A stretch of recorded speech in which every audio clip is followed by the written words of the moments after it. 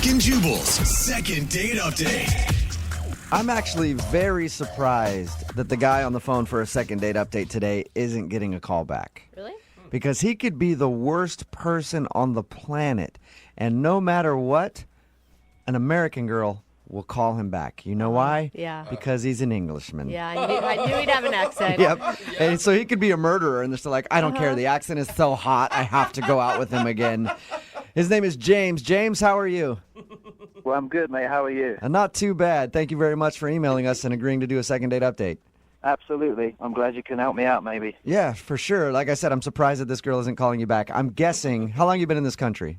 Couple of years, just 2.5 years now. Okay, and Oh I'm my guessing gosh. in your experience, it's probably pretty easy in the bars and the clubs when you meet girls with that accent, isn't it?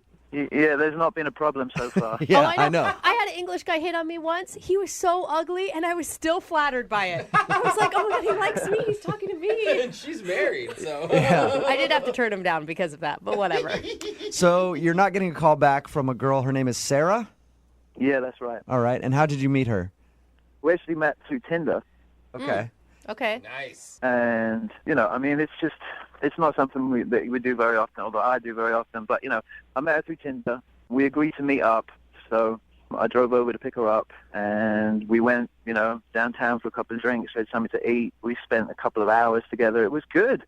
We had a really good time. She was really cool, like really easy to hang out with, Let me ask you a question. For a guy like you who has an accent that you know American women love, is it annoying? Do they sit there and harp on it the whole time? That's what I picture happening. It's like, oh, it's See, so that's- cute. That has been the case a couple of times, but like Sarah was just, she didn't really even pay that much attention to it, Yeah. It was kind of cool. And I do feel like if you're a more well-traveled person, you're probably not going to care quite as much. Right. Yeah, she seems really, really, really cool. I'm shocked. What did you like about her so much? Like I said, she was just really easy to hang out with, like you mentioned about other chicks that like, harp on the accent or always talk about themselves or, always, she was really easy to talk to. She listened to what I had to say. So the stuff that she had to say was really interesting. It was like a quality date, It was like we'd known each other a couple of months or something. Was there like one moment during the date where you're like, she's definitely into me? Definitely into me. Yeah, like a moment where she showed how interested she was. I mean, it seemed like that from the very start, So why do you think she's not calling you back then? I honestly don't know. The only thing, this is going to sound stupid, but the only other thing that I can think about is that I just bought a new car, and my parallel parking skills are not really up to par. Yeah, that's... It took me like 5 or 6 times to get into the space, and then like I was freaking out about that, and then at some point she even asked me. She was like, "Do you need me to do that for you?" Do you need me to get out and help you park the car, you little Englishman? I know. I was like well embarrassed, and then I tried to explain about the other side of the road is not doing me many favors, blah blah blah. Anyway, I get out of the car and then I walk into the restaurant and I forget to open the door for her to get out. So, Okay. Oh, no. if that's something to go by, then I don't know. That might be the only problem. That is a terrible feeling when you're on a date and you're having trouble parallel parking because then you just start to get hot under the collar and you're embarrassed and you're just It like, was awful. And it's always in front of a crowded window of people, too. So it's not just your date watching you, but about 200 other strangers. Right. So the only thing that you can think of that might have gone bad on your date is the fact that you had trouble parallel parking and didn't open her door. Yep. That seems silly, though. That was at the beginning. How did the end of the date go? It was good. Everything was great. Really, it was really great. Full of smiles, full of happiness. There wasn't one awkward moment during the night when no one had anything to say, or Did you guys kiss? Yeah. You did? Okay. What kind of kiss, though? Like a real quick peck on the lips or a full... I mean, just a little bit more than that. It wasn't anything, hot and heavy, but it was a good night kiss. And Was it what was one the of- last thing that you guys said to each other? I said, "I'll be in touch," and she said, "Okay, that'd be great." Okay. And has she responded at all to any of your text messages or phone Not calls? one. Nothing. Wow. And how many times have you tried to reach her? I've texted her like 3 or 4 times and called her twice. And did Okay. you tell her, like, oh, that kiss made my heart skip a beat or anything like that? No, I didn't say anything like that. I mean, I met the girl on Tinder, Yeah. Not exactly going to be like, I think you're the love of my life from that kiss. Right. All right. Well, we'll play a song, come back, call her, and get your second date update, okay? Okay, sounds good. Okay, hang on. Cheers, mate. Moving 92.5. Brooke and Jubal in the mornings. Second date update. Hello, love. And welcome back to today's royal edition of the Second Date Update. I'd be your host, Jubal Flagg, and today we're talking to Sir James of Update. He went out with a lovely young lass he met on Tinder. Took her out for drinks, hoping that later he'd be able to show her his throbbery. Wow. But he was unsuccessful in getting the knickers on the floor back at his flat. So that's what So they now call it. he is on the phone wondering what went wrong. And James, I never asked you, what is your occupation? I would assume chimney sweep? I never... Oh, yeah. Oh, yeah. Thanks for that. Yeah. I work for Mary Poppins, and I've got a smoking car called Chitty Chitty Bang Bang, too. James is on the phone. James is English, yes, so of course I have to mess with him a little bit because it's weird to us Americans when we hear an accent. Ooh. Yeah, but he did go out with a girl named Sarah, and Sarah isn't calling him back, which is weird to me because I would think any guy with an English accent or Australian accent in America Or just accent. kills it. Yeah, accent and Vietnamese accent, whatever. whatever. Any sort of accent usually does very well with the American women. But she's not calling him back. He thinks the reason that he's not getting a call back is because he had trouble parallel parking. Well, So much to the point where she was like, hey, do you want me to do it for you? And then he didn't open her door. But that's the only thing you can think of. Other than that, they had a great time. We're about to call her and find out if, in fact, he did something wrong on the date. James, you ready to go? I am. can I ask you one question, James? You don't fall into the stereotype of bad British teeth, do you? No, that's a myth. That the whole thing is a I don't know. myth. Like, we don't all walk around like Austin Powers, you know? I went to London before, and I wouldn't call it a myth, but I'm glad that you're not there. No, absolutely not. Okay. All right, well, I'm going to dial her phone number right now and get your second date update, okay? Okay, sounds good. All right, here we go.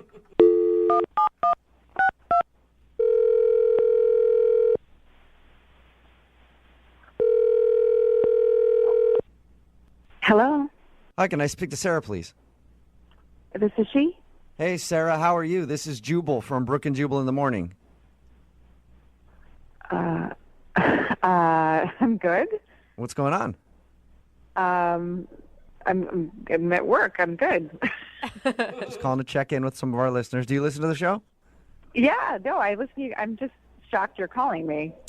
Just kind of random. Any idea why I might be calling you? Honestly, no. Well, the reason I'm calling you today is one of our listeners sent us an email about you. Really? Mm-hmm. Okay. It's somebody that you went on a date with recently. His name is James. Oh, God. Okay. Okay, and so it sounds like you know James.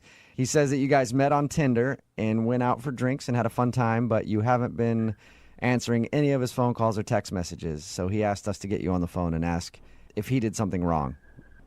Oh, God. Okay, look, I don't know if I need to do this on the radio. Like, I don't want to embarrass him. You don't want to... Well, that's okay. He wants to be embarrassed. He's the one that emailed us.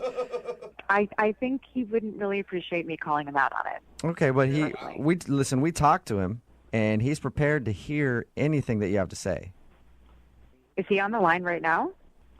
If you're worried about embarrassing him, I mean, he's asking for it, basically. He said he's okay with that. And I have to know this explanation because he sounds lovely with an accent. I don't know why you would turn this dude down.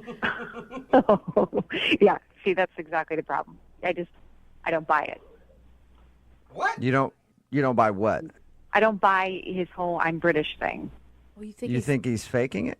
I studied abroad. I lived in the UK for a couple years. I think he's faking being British because it's something that works. And we met on Tinder, so you can be anybody on Tinder. It's true, though. Why do you think you think the whole accent thing, everything is just a lie? Absolutely. Whoa. Was there like a hint when he was talking that you're like, oh, gotcha? I mean, you said you talked to him. Didn't you hear it for yourself? It's pretty bad. I thought it sounds like he's English to me. Hey, can I have a little dicky bird now? Can I have a word or what? Wait, is that him? Yes, it is. He's actually on the phone. You asked me a second ago, and I didn't answer you on purpose because James is on the other line listening. Oh, my God. Hello, Sarah. How's it going? See, are you listening to that? Hello, Sarah. How you doing? It sounds legit to me, Sarah. I mean, it is legit. It is legit. I don't know what you want. I mean, I could show you my passport. I could, give you my national insurance number. I could, I mean, I don't know what else you want me to, what do you need to see? Yeah, I'm sure you could show me your fake green card and your fake passport and your fake everything else. Yeah, because I've got all the time in the world to sit around and generate fake copies of documents so that I can meet girls on Tinder. You really, I mean, come on. That's That's exactly, gotta be the yes. most stupid thing I've ever heard. Exactly what I think you're doing. No, it's exactly what I think you're doing. Wow, Sarah, paranoid much love.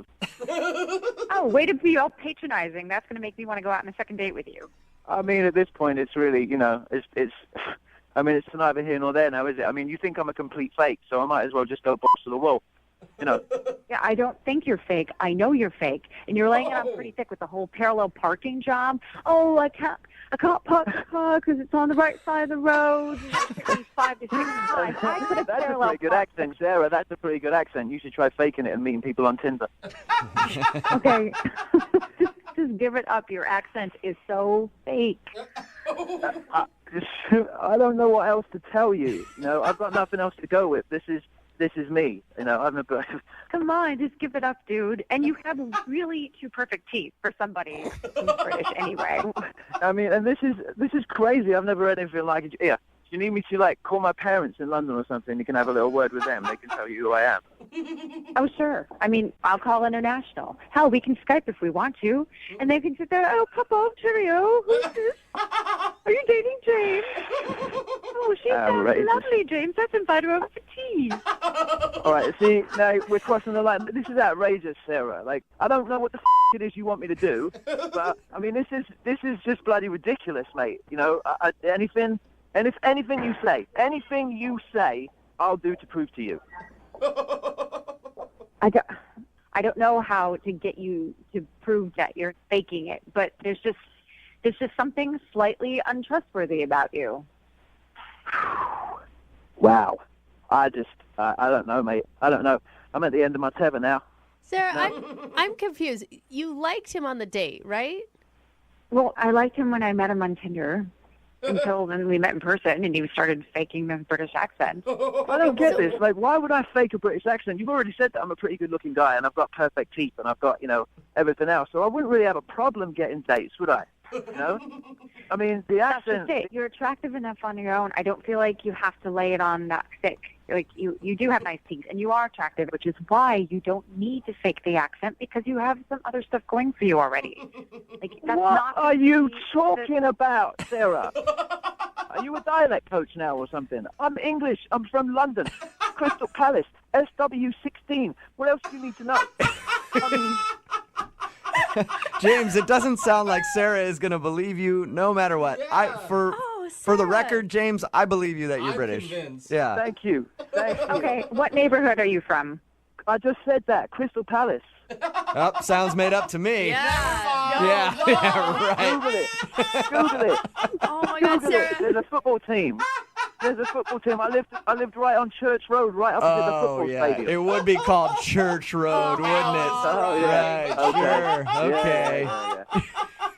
Hey, Sarah, I would love to ask you if he'll go out on a second date with James. I don't think he can drop the accent because I have a feeling that it's real. Yeah, Just- Are you willing to go out with him again? Sarah, do it. Don't sabotage this. Yeah. Nope. What? I can't. No, I can't. I'm not going to waste my time with somebody who wants to be a charlatan and lying to my face. And I don't need that. I don't know how he's convinced you guys, but he certainly hasn't convinced me. And I wasn't born yesterday. I'm not going to waste my time. Oh my gosh, I can't believe you're doing this. You are having a laugh. Sorry, James. Unbelievable. No second date for you, man. I don't know what to say, Sarah. I don't know what to say. You missed out, love. You missed out. That's all right, James. I'm sure there are plenty of other girls on Tinder that be happy to drop their knickers for you anytime. Wow. This girl. Wow. Well, thanks a lot for your time, both of you. We appreciate it. Sarah, Yeah. better luck on Tinder and finding like a real American guy who's not faking it like James is. I'm not faking this thing. Oh, Listen what? to me. Hey, listen up, right? Listen. I'll send you, just for shits and giggles, I'll send you everything. my passport, my green card. I'll send you everything just so that you know. You know, I mean, I'll show you the tattoo of a Union Jack on the end of my if you want. I hope you actually have that. That would be amazing. Brooke and Jubal's second date update. When you take a girl out on a first date, restaurant choice is always important. Usually you should try to find some like quaint local eatery. Yeah. Preferably a place that has like organic foods, maybe some artisan cocktails, things like that are handcrafted by the bartender. A place where the chef comes out and greets you and talks about the food. You know, very classy places like that. Awesome, yeah. And that's exactly what Mark did on his first date. Yeah, his email said that he took her to the Cheesecake Factory. Shut up. Good work. That is the opposite. It's hard to get a reservation there, Mark. How did you do it? It wasn't easy, but I had some connections there, yeah. I bet. Oh, high roller. Slide the host a $100 bill, and they give you a seat right next to the window where you can watch people carry their bags from the mall. That's right. It's very classy. Yeah, I know. So why did you decide on the Cheesecake Factory? Well, we were on different sides of town, and we were trying to figure out some place that was between us that we could meet at, and it was just really convenient. You were just like, hey, girl, you like Mile High mashed potatoes? I'll get you so many mashed potatoes. I'm the one making fun of him for taking her to the Cheesecake Factory, yet I know menu items from there. How bad is that? Is that really a specific menu item? It is. Mile High mashed my potatoes, gosh. and it's delicious. That's actually the truth. They do have. I don't know how you know that, but yes, they do have mashed potatoes. I may have been there a time or two. Going into this first date, you guys both felt like you had honestly represented yourself before you met in person. Yeah, I mean, she looked like her picture, which was good, because I've definitely had bad experiences in the past with that whole thing, like the whole angling of the picture thing, so you only see the face, and then she's got the body of like Andre the Giant. People are very good at taking pictures to make themselves look way better than they actually look in person. That's for sure. That's absolutely right, yeah. But that was not the case with her. She actually looked like her picture. She was very pretty. All right, that's exciting. And was she cool? I mean, obviously you want to get a second date with her, so she had to be cool. But like, what'd you like about her so much? She was really funny, actually. We did a lot of laughing, and you know, I like a good sense of humor. Absolutely, is something that's essential to me. And she was really fun. And before I knew it, you know, the dinner was over. Yeah, that'll happen sometimes. You go to a place and you're like, all right, this is going to be like a 2-hour dinner. Hopefully we can talk for a while. And you're like 30 minutes in, you're like, that was quick. So now what do we do? So how did you end everything at the restaurant then? Well, when it ended, you know, I wanted to spend some more time with her. And since we were already at the mall, I just suggested we walk around the mall and, you know, talk for a little while. You're like, guys hey, I do got to mall pick up some. I got to pick up some new undies and socks. You want to roll with me to the department store real quick? No, we didn't do that. We just we walked around. Was she cool with that? Yeah, well, I mean, it was cool in the beginning, but then it did get a little weird at one point. How so? Well, there was sort of a lull in the conversation, and we happened to be passing by a jewelry store, and in my mind, I had this impulsive idea of, why don't I just take her into this jewelry store and do something really crazy, you know? So I followed that impulse, and You buy her jewelry on your first date? Please say you didn't. no, I didn't buy her anything, but I did suggest that we try on some rings. What? On your first date? Are you freaking kidding me? Are you crazy? No, I know it sounds bad, but I wasn't thinking of it like that. I figured it would be a fun thing, you know, that we What was her reaction when you walked by my the good Lord. jewelry store and you're like, hey, why don't we go in there and try on some engagement rings? Oh, no. Well, she sort of laughed uncomfortably, but she said yes because.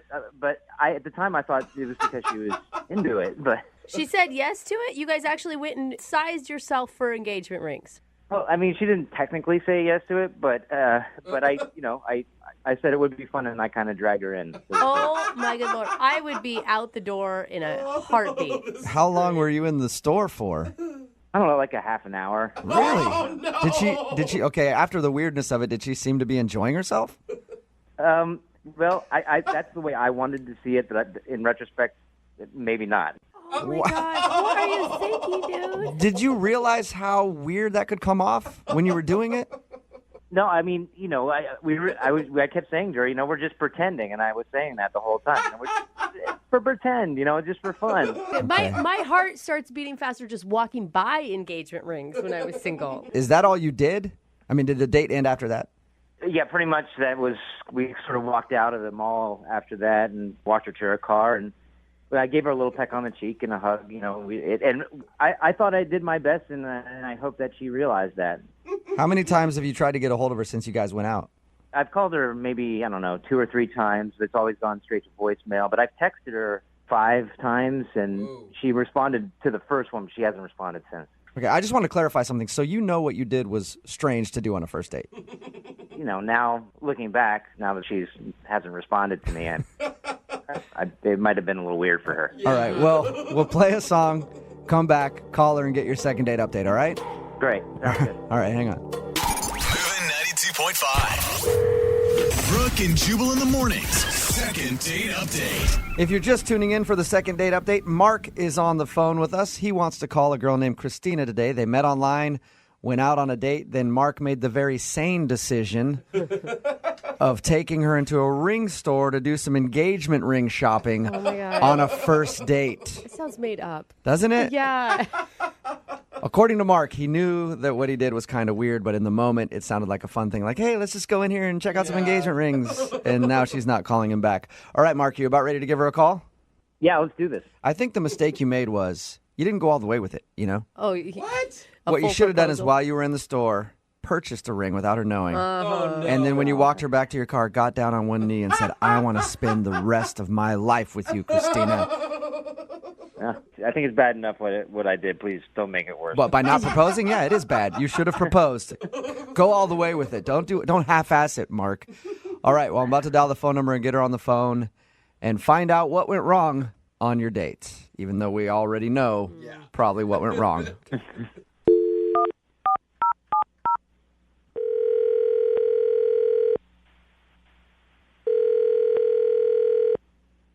Hello, Hi, can I speak to Christina, please? this is her. Hey, Christina, how are you? This is Jubal from Brooke and Jubal in the morning. I'm sorry, who did you say you were? What business? It's a radio show, a morning show. I didn't catch that. What business again? It's Brooke and Jubal in the morning. It's a morning radio program. You can hear it in your car on the way to work and stuff. Okay. You clearly don't listen, right? Are you still talking about the radio thing? Yes, I am. Here, let me explain for a second, all right? We host a morning radio show. One of our listeners actually emailed us to try to get you on the phone. His name is Mark, and you recently went out on a date with Mark. Yeah, I'm not calling him back.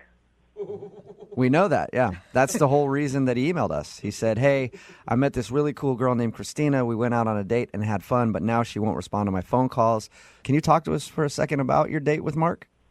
Not really. I'm pretty busy. I promise this won't take up much of your time. All I want to ask you about is him taking you to the jewelry store on a first date to look at engagement rings. Oh, man. Wow, he told you about that? Yes, he Okay. did. And he actually admits that he knows that was kind of an awkward move.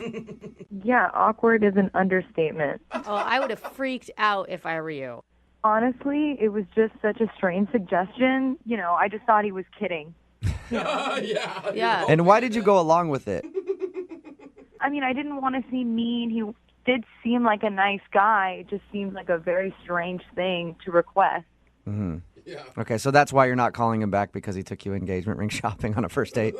I mean, yeah, there's a little more to the story, but that's basically the main reason, yeah. What's the more? Well, he pulled me in. I thought I seemed apprehensive enough, but he, seemed very excited to go in. And while we were there, I got the feeling that the spur-of-the-moment ordeal wasn't as spur-of-the-moment as he was trying to make it seem. What do you mean by that? I felt like he planned it. One of the girls, when we came in, called him by his name. Shut up. They knew his first name, like, welcome to the store. Yeah, they were like, hi, Mark. Good to see you. Like this is his first date move? Well, we were looking at a lot of jewelry, and when he went to the other side of the store, I leaned in, and I asked the woman, I'm like, hey, how do you know him? And she said to me, yeah, he's been in here a few times. Oh, what? With So, like with other girls? I didn't get to ask because he was on his way back. But was she giving you like the look like you need to get out, like woman to woman, this is weird, or he's just shopping by himself and she didn't seem to think anything was abnormal? Neither one. It was weird that she even said that he had been in there a few times. Yeah. Does he have a lot of jewelry? I mean, maybe he's shopping for himself? I didn't notice too much jewelry. Okay. So he's not like a dude with like big watches and pinky rings everywhere and like, yeah.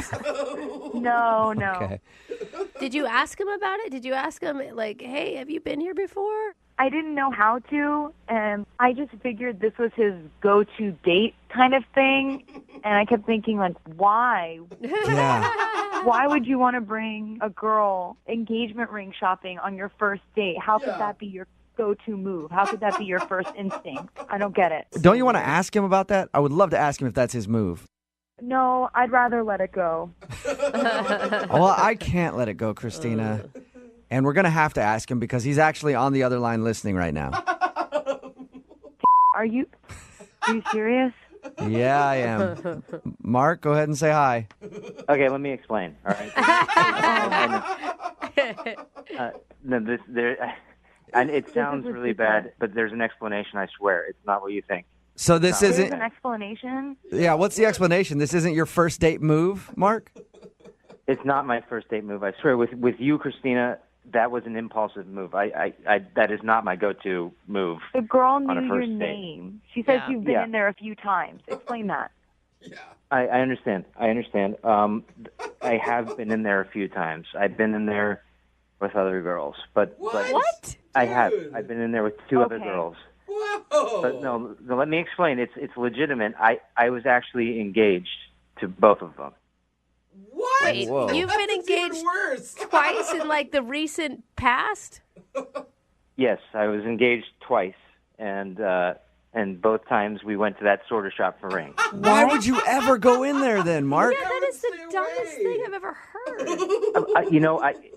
I don't know, but what I think probably happened is that, I was nervous because there was a lull in the conversation and it was a familiar place, and I thought, well, this could be fun.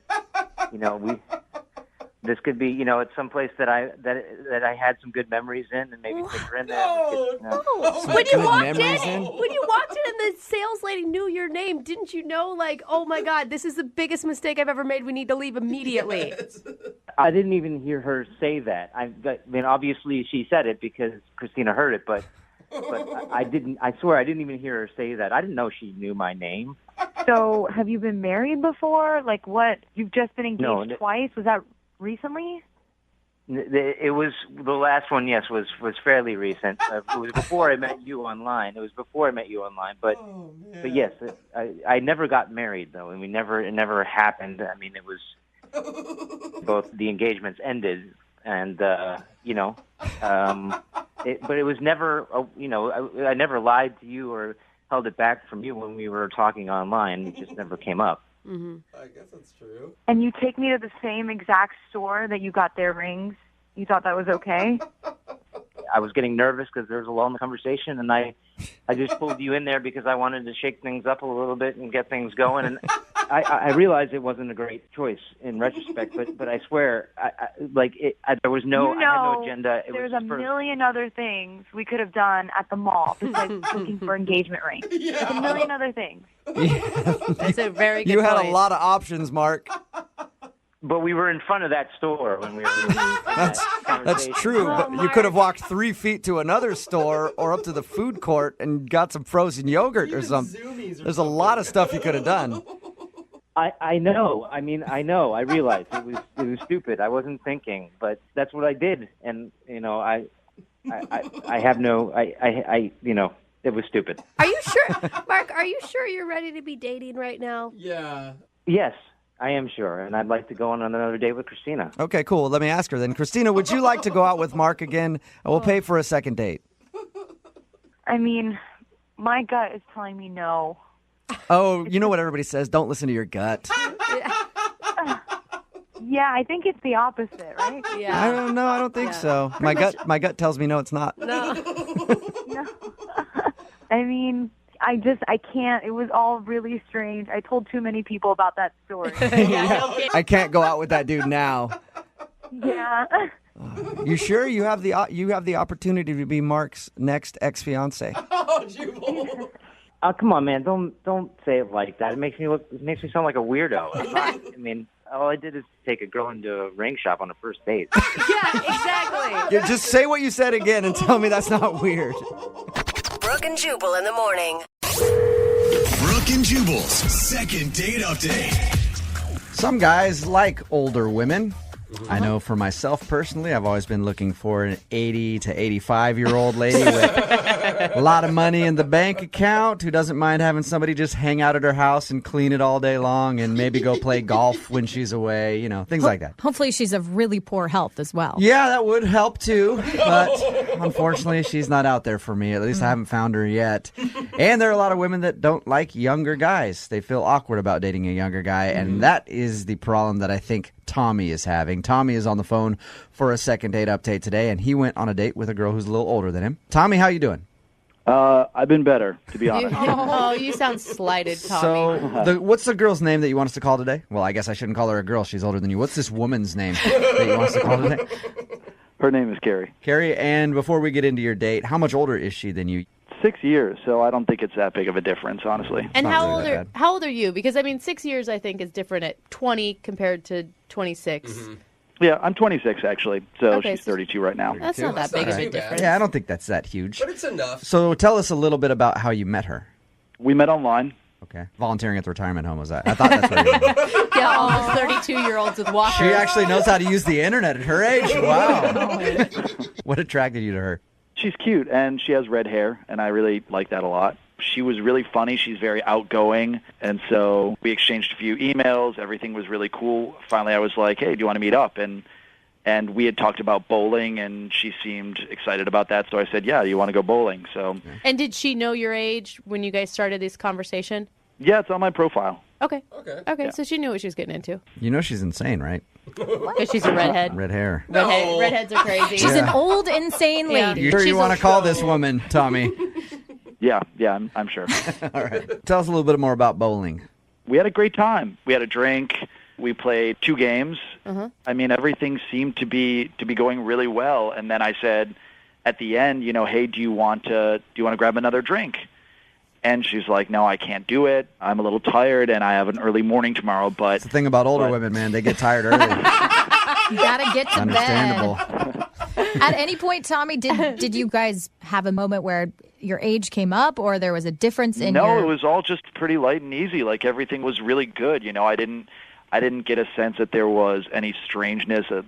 There was no age gap, in my opinion. We felt like peers. Right. Awesome. So she said she had to go home. She said she had to go home, and then after the date, she texted me, and she said, I had a really good time, but I think I might be too old for you. Oh. Yeah, and I just texted her back, and I said, no, it's not an issue for me. I would really like to see you again. And nothing. No response at all. None. No. Maybe she just can't figure out how to work the phone. She's like, it's a rotary phone. I don't So you know the exact reason why she doesn't want to see you. She feels like she's too old for you, but you want to do a second date update. Yeah, I really want to go out with her again, and I just want to convince her that my age doesn't really matter. We had a good time. Age ain't none but a number. And then we could Yeah. probably play, who was that, Aaliyah? Yeah, I think so. We could probably play that song for you, even, but you want to tell her not to worry about the age and go out with you again. I think it's ridiculous. We have a connection, and that shouldn't be the reason that we don't see each other. Are you prepared, Tommy, though, if it's for reasons like she wants to have kids or she wants to get married or that kind of stuff? I mean, if it's the right girl, then yeah, I don't want to say I'm ready to get married to her, but, those are definitely things that I see in my future, and so if that's what she's worried about, if she's the right person, then yeah, 6 years is not going to prevent that from happening. So Dating you're an older dating- woman doesn't bother you at all. No, and I don't even see her as an older woman, but I think she maybe has a complex about being 6 years older than I am, so... Yeah. All right, we'll play a song, come back, get her on the phone, and get your second date update, okay? Yeah, please. All right, hang on. 92.5. Brooke and Jubal in the mornings. Second date update. Hey, Tommy, Yes. I'm going to make your call for the second date update in just a second, but while I'm doing it, I want you to think about something, okay? Okay. When I get her on the phone and while I'm talking to her, I want you to be thinking about all of the positives that there are to dating a younger dude as opposed to dudes her age, right? What do you have that these old guys don't have? You got more stamina, probably? Mm-hmm. Student loan debt, maybe? Worse credit, probably. Yeah, probably credit's worse, but find a way to turn those into a positive when you get her on the phone. If you're just tuning in for the second date update, Tommy went out with a girl who is older than he is. She actually texted him after they went out and said that she thinks that he is too young for her, so she doesn't want to see him again. Tommy's goal here is to get her on the phone, find out if that actually is the problem or if there's more to it, and then see if he can still get a date with her because he says that age shouldn't matter.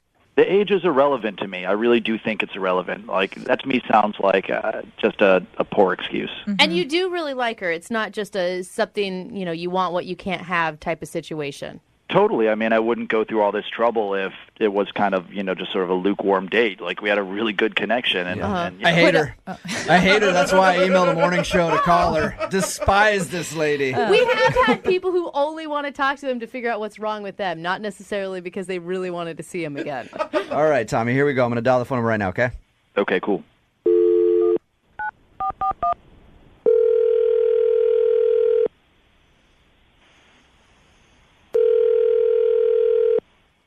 Hello? Hey, is Carrie there? Yeah, this is. Hey, Carrie, how are you? This is Jubal from Brooke and Jubal in the morning. The radio show? Yeah. I'm calling you because you recently went out on a date with one of our listeners, and he's been trying to get a hold of you. But he can't, so he asked us to call you. Okay. He goes by the name Tommy, and you and him enjoyed a little bowling action. Yeah? What is this? Well, Tommy told us a little bit about your date, and he also said that you texted him the other day and said that you think that you're too old for him. So he emailed us in hopes that we could get you on the phone and ask if that's really the reason why. I mean, he was really nice. He was great. I mean, I enjoyed meeting him. Did you know that he was 6 years younger than you before you went out with him, though? Yeah. So why, to me, that would make me think that there's something else. Like, you just don't want to see him. If you already knew that he was younger than you, why would you even go out on the first date? Well, I mean, people can surprise you, I mean, I went into it hoping that he was going to kind of fit what I'm looking for. What are you looking for right now? Oh, God. On the radio now telling everybody about what I'm looking for. I'm getting older, and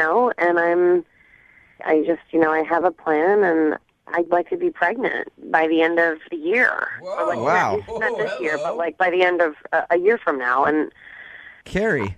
You're not that old. Tommy sounds like a young, virile man to me. You don't want to maybe see if Tommy could be the guy to do that for you? He's got the goods.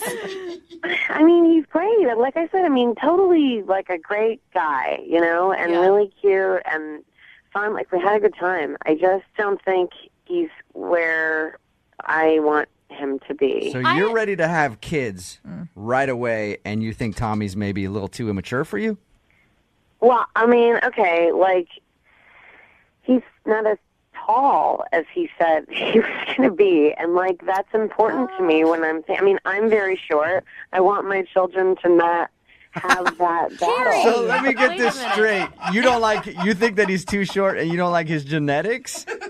Look, I told him, I feel like I did it, nicer.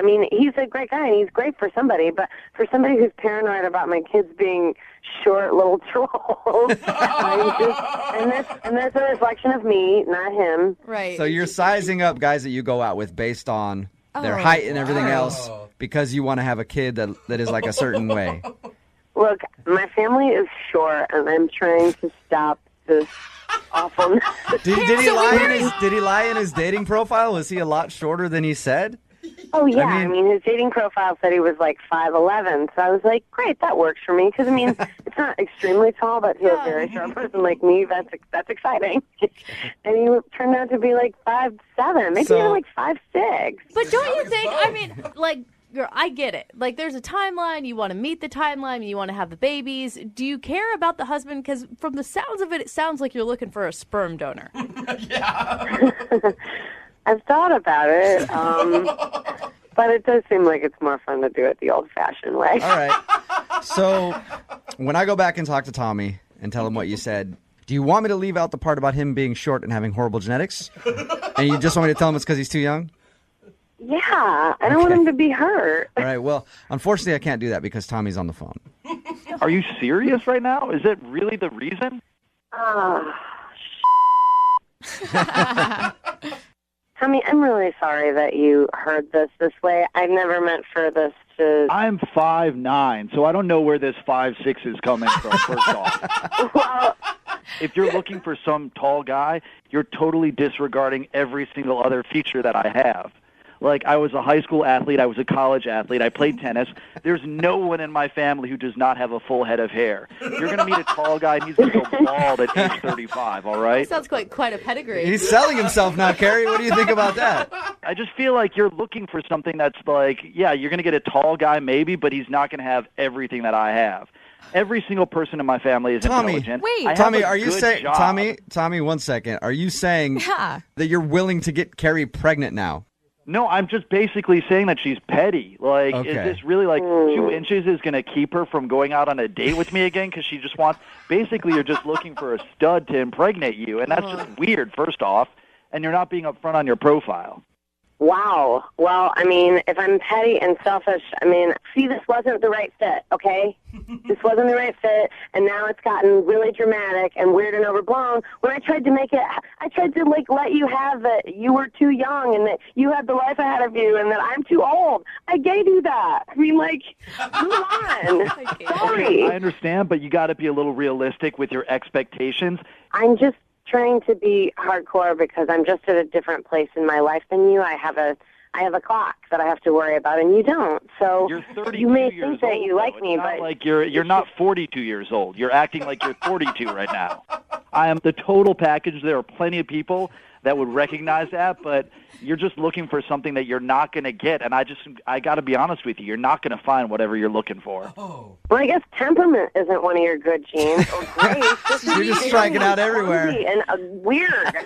Carrie, don't you think you're looking for the wrong thing, though? I mean, I just had a baby, and I think that it's way more important to find a partner and someone that will be in this with you than 2 more inches of height. You're going to love your I disagree. child. You're going to love your child no matter what I they look disagree. like. I'm on Carrie's side right here. It's all about upgrading your genetics. You know what I mean? Plus, her kids are going to have red hair, too, so they're going to have a hard enough time. Exactly. We have a hard road to hoe already. You guys. Well, it sounds like I know the answer to this. But Carrie, would you like to go out with Tommy again? I will pay for a second date. I mean, let's not push this any further. Yeah, there's no way that we're going out again, so no. Look, I'm sorry you had to find out like this. You're going to pass your genes along. You'll probably end up with some tall, gorgeous Amazon, and you guys will have amazing, tall wonder babies. And they'll never have to deal with the things I have to worry about. Oh. Carrie, Why is being short so thank you bad? very much for your time, Carrie. Oh, Thank you. Appreciate you being honest. Tommy, no second date, man. I'm sorry. Yeah, no worries. But kind of a cool thing for the second date update. I never thought we would be doing one with the female version of Hitler, which is interesting. Brooke and Jubal's second date update. Now, everybody's heard of the 3-day rule, right? You go out with someone, wait a couple days before you call them or text them. Well, this guy is excellent at the 3-day rule. He's actually gone so hardcore with it, he's waiting 8 years to call somebody back after a date. What? There you go. That's the way to do it. That's the way to make them wonder if they're kind of into you or not. Wait almost a whole decade and then try to get them on the phone. Eric is on the phone with us. He sent us an email that he wants to try to get a hold of a girl that he went on a date with 8 years ago. Whoa. Wow. Eric, how you doing, man? I'm doing great, yeah. A long 8 years, but Yeah. doing good. Why are you wanting to do this right now? Your email was very confusing. Why are you trying to call a girl that you went out with 8 years ago? You know, sometimes someone just kind of sticks with you. You know, I haven't been, like, obsessing for 8 years, but I just keep wanting to know what would happen, you know? It's like the door is still open a little bit, and I just want to see if it should just be closed or we should open it full on, you know? How is the door still open after 8 years? I mean, she can have like multiple kids. She couldn't even live it. Like, do you know this girl still? She could be a man by now. True. She could have completely gone under a change and be a dude right now. That's true. Did you guys go out on more than one date? Did you date for a while? No, we only went out once. And the date was so special in your mind that you've been thinking about it for 8 years. It was a great date. It was great. What did you guys do? We were both at this concert, and we met there, and we were dancing along, singing along. I saw that we were both kind of mouthing the words to the same song, and like everyone does at the concert. How romantic! I know, that sounds super romantic. But we both were at the bar to get a drink, and just started talking a little bit, and before I knew it, neither of us were paying attention to the concert as much as just really talking and connecting, and kept hanging out even after the concert, and ended up kissing. It was just like a kind of fun, magical night. Yeah, it's one of those experiences, I guess, where you look back and you're like, wow, man, that was really cool. She was awesome. It was a nice night. Okay. Absolutely. But the thing I've never had that before, but I've heard of people having those. So you spent 8 years. Why not get a hold of her sooner? You know, I got her number the end of that night, and it was just like an unfortunate series of events. I wanted to call, but then I couldn't because I had to go down to California for a couple weeks. And so I when I got back, I called her and tried to tell her through a voicemail, like, hey, you know, I wasn't trying to blow you off. I'd love to see you again. Sorry for the delay. And I just never heard from her again. God, they had voicemail 8 years ago, huh? Well, we still have voicemail now on our cell phones. It's a joke. So you think that you waited too long to call her and she was like, oh, screw it, this guy's not interested? I guess. I don't know, but I was still excited at the prospect of meeting up. Did you try to get a hold of her while you were in California? No, I was down there because my brother was having some problems with the law, and I figured there's just a lot of questions for a first date. You were busy taking care of some family business. Right, yeah, exactly. That would be awkward. Can you imagine? Hey, hold on a second. My brother's being detained right now. But I want to let you know I really liked you a lot. Okay, so you waited till you got back to call her, and she never got back to you, and you're assuming that that's what it was, that you just waited too long. I guess. But it sounds to me like you guys didn't actually go on a date. You just made out at a concert. That's why it was so special, though. We just met at the concert. Like, neither of us expected to meet anyone. We weren't looking to... We were there to enjoy the music, and then we really connected. And I don't know, I was just so excited to get to know her more. Have you been able to find her on Facebook in the last 8 years? No, I looked, but I don't know if I'm misspelling her last name at this point. It's been 8 years. She might just be private. Yeah. Yeah. I have her number still, but I don't want to be the guy that's calling and calling after 8 years. So have you been rehearsing what you want to say to this girl? Because you've had 8 years to think about it. Honestly, I haven't. I just kind of want to know where she's at, and I mean, because she could be married, you know, she could have kids.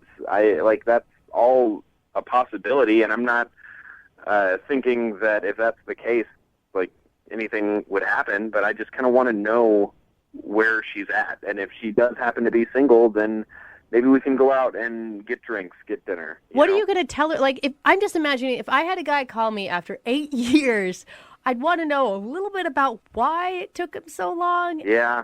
I mean, after 8 years, I just have to know. You know, like I said, if that door is closed, I just want to know that it's closed. Yeah. I would love it if we could go out again, but I feel like I need some kind of closure with this. There's probably no way it's not going to be awkward, but it could be flattering. It could be flattering that she's been on your mind for 8 years. She could be like, oh, that's so sweet. Or it could be super creepy to her. Yeah, either one. It could go either way. What's her name, by the way? Her name is Rebecca. All right, well, we'll play a song, come back, call Rebecca, and get your second date update right after this, okay? All right. Thanks, man. All right, man. Hang on. Moving 92.5. Brooke and Jubal in the mornings. Second date update. Welcome back to today's second date update. It's really that I guarantee you will probably be one of the most beautiful love stories ever to grace those weird little ears of yours. Eric is on the phone with us right now, and Eric has been burning with a fire deep inside of him for 8 long years. Don't let that flame go out, Eric. Wondering what happened to Rebecca, the love of his life, who he met one night at a concert. Oh, the crescendo. Their eyes locked as they sang along to the lyrics. They shared a beer and great conversation, and even ended the evening with the most beautiful kiss the world has ever seen. Fireworks. And he called her and received no call back, and now 8 years later, Eric is left stunned, wondering what happened to his princess that night, and will she be his once again? That was good. Eric, does that really Jubal. kind of recap what we just talked about? Yeah, basically. If you're just tuning in, Eric wants to do a second date update with a girl that he met 8 years ago. He actually went to California for a little while after they met, didn't call her until he got back, and he never received a call back from her. He thinks maybe he waited too long. Before I call her, it's been 8 years, so there's a high chance that she doesn't remember who you are, because you guys only met for one evening. Do you have a scar on your face? Or like, are you missing an arm? Something that would maybe help jog her memory. As far as things to jog her memory, the concert was a Flaming Lips concert. Okay. Oh. And it was like during the summer, I'm pretty sure. Pretty sure. Even the details of the concert are fuzzy for you. All right, so it was a Flaming Lips concert in the summer 8 years ago that you met her. Right. All right. Well, I'm going to dial the phone right now so we can get her on the phone and get your second date update. You ready? Sounds good. Here we go, man.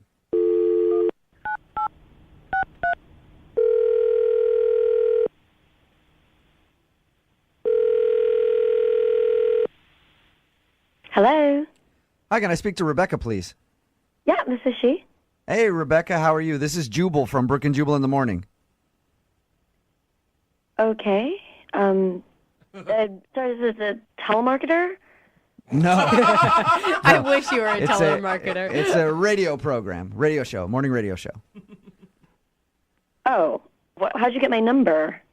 I'll tell you that in just a second. But do you have a few minutes to speak with us? Maybe if I know what this is about. Well, we recently got an email to our show from somebody who wanted to reconnect with you. Okay. So weird, This right? is going to be, I'm going to just tell you right now, Rebecca, this is going to be a very weird phone call. It's going to get weirder. Okay. It's not bad. But hang in there because it is not bad. Yeah. It's okay. It's not bad, you said? This is not bad at all. Okay. But it's weird. But it's weird. You met a guy 8 years ago named Eric at a Flaming Lips concert in the summer, I believe. And Eric emailed us because he wanted to see if we could get a hold of you to ask you out on another date. What? Yeah, Yeah. I know it is as weird as it sounds. We do a segment on our show called the Second Date Update. What that is if you go out on a date with someone and then you blow them off, they email us to see if we can get you on the phone and ask why.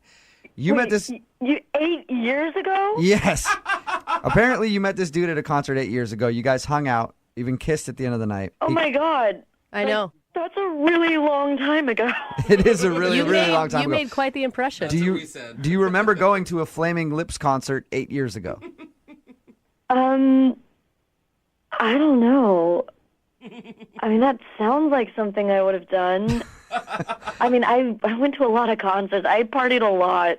So you made out with a lot of All guys right. at a lot of different shows, is what you're Yeah, I went to a lot of different shows and concerts, and I drank a lot, so Yeah.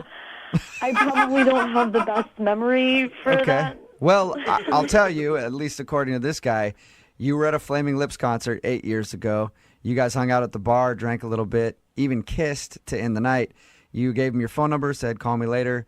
He took a few weeks to call you because he was down in California doing some stuff. He says he called you when he came back, and he has not heard a thing from you since. And you've been on his mind for 8 years. Like, he's been thinking about me constantly for 8 years. He doesn't say constantly, though. He says that he's just like, you'll pop into his mind from time to time. And he's like, I Yeah. wonder what happened to that girl, and I would love to see her again. Oh. I mean, that sounds really sweet. I'm trying to remember, but nothing's really coming to mind right now. Yeah, it was 8 years ago. Rebecca, I can let you talk to him if you want. Like, call him up? No, like he's on the other line listening right now. Eric, you there? Yep, I'm here. Well, say hi, Eric. It's been 8 years. Say something. Hey, how's it going? Still like the Flaming Lips? Still like... So awkward. Hey, you said your name was Eric? Yeah, that's me. Okay. Hi. You don't remember me at all? I'm really Not even a sorry. I'm trying to jog my memory here, but We were at the Flaming Lips concert, and we were singing along. We got a beer together. We ended up kissing. You gave me your number. Brown hair. Brown hair. That's it, Eric? Like, any more descriptors? Yeah. Yeah, we kept hanging out after the concert. We laughed a lot. You gave me your number. I mean, I gave a lot of people my number. It's been 8 years. There's been a lot of guys. Did that come out wrong? Rebecca, do you mean that how it sounds? I mean, no. I mean, like, I've met a lot of guys. I've gone out on a lot of dates. Yeah, well, I mean, it's been 8 years. Eric, I don't think was expecting you to stay celibate and wait for him all 8 years. Oh, wait. Did you have a motorcycle? No. Damn, I thought we were going to get somewhere. Dang it. It's a brown-haired motorcycle. Just a guy with brown hair with a beard. No motorcycle. Is anything jogging your memory at all, Rebecca? Honestly, I'm really sorry, but nothing's really coming to me. I'm surprised you don't remember anything. We talked for hours. We really connected. It was special. Do you remember what we talked about? The Flaming Lips. The concert we were at. I might have been pretty drunk at that point. I usually got pretty wasted at concerts. Yeah. So I'm really sorry. I mean, you seem really sweet, and it sucks that I can't remember anything. Hey, Rebecca, what have you been up to these past 8 years? You single now? You got a husband, wife? Yeah, I'm single. Awesome. I mean, I guess in the past 8 years a lot has happened, but I'm single now. Well, then I need to ask you if you'll go on a second date with Eric. Eric, would you like to go out with Rebecca again? Absolutely, yeah. Rebecca will pay for a second date if you'll go out with him again. Oh, do it. He sounds so sweet. He's a stranger. Oh, who cares? He's not a stranger. That's what dating is. You go out with strangers. It's just part of the game. He's an old friend from 8 years ago that she doesn't remember at all. But who knows? Why not give it a shot, Rebecca? You know what? You seem really sweet and cute. Sure. As soon as I find a sitter, I'd love to go out with you. What? As soon as you find a sitter? Yeah, I have a couple kids. It's been 8 years. I guess it has been a while. I mean, Well, I guess I should ask again, Eric, do you want to go out with Rebecca still?